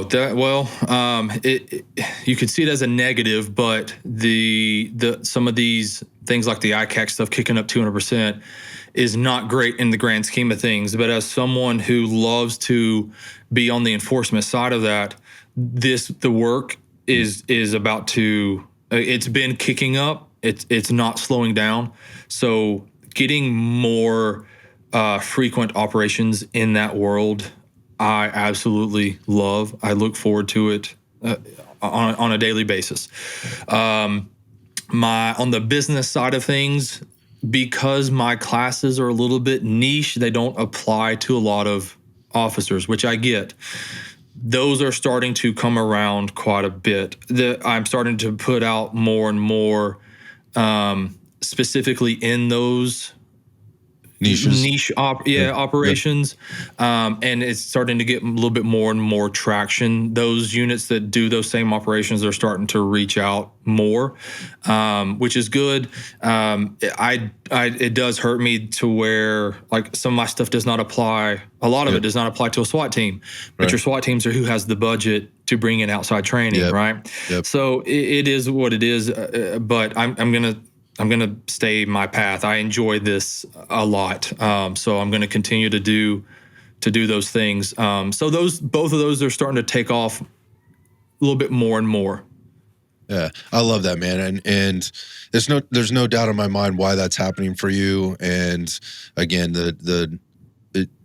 I think the kind of the lesson in that is just the always pushing forward. It's the always moving forward kind of thing, and knowing that it's not going to be a perfect situation, understanding that it's not, and actually embracing that and trying to figure out the solution. You've used the term several times. It's solving the puzzle, whatever the puzzle. Right. And if you don't have that in you, this is a miserable place for people to be. I agree. Right? If you're just, again, if you're a breadliner and you're just waiting for somebody to tell you what to do or to hand you the next thing, like I'm not wired like that, so I don't get that. But for, in talking to you, it gets me fired up just in terms of some of the things I'm working on, and recognizing like, shit, man, like some days I'm trying to make chicken salad out of chicken shit, my own business and some of the things I'm trying to do. And that's the way it's supposed to be. Like, I agree. That's the way it is. And just going back to what the other thing that you're fired up about, I cannot imagine the feeling of, rescuing somebody that's in going back to the ICAC stuff, or I don't know what's better. Maybe you could tell me. Is it better to rescue that person out of that situation, or know that you just put the worst human piece of garbage, in handcuffs and put them in jail? Can you compare those things? I gotta know. Man, I don't know. I agree. I don't know if I could choose one or the other. One, online has access to so many victims that they could hurt at a young age where it's permanent. And the other one is seeing that tangible result of a human being being rescued from a world where the only way out is death a lot of times, right? So the impact that you're having, one is a single human being that you're rescuing. The other one is stopping an individual from hurting potentially hundreds of people, kids, but they hold the same weight. Gotcha. Right. That's a great answer. It's immeasurable. And once you encounter it, it's like a drug, and you'll never find it in any other facet in your life. And you'll start. I mean, once you've rescued a human being, or you've arrested this guy that was so sophisticated that he, without some creative methods, he might have never been found out online. He just would have continued to hurt people perpetually. So once you get that feeling, you can't find it anywhere else. And so now I need to go out and find that again. You become a little bit of a junkie toward exactly. Yeah. So you start chasing it, and it's undescribable. Interesting how the same motivations exist on both sides, of that equation, right? Well, Jason, keep doing that. Like keep doing that. I appreciate the time that you spent today.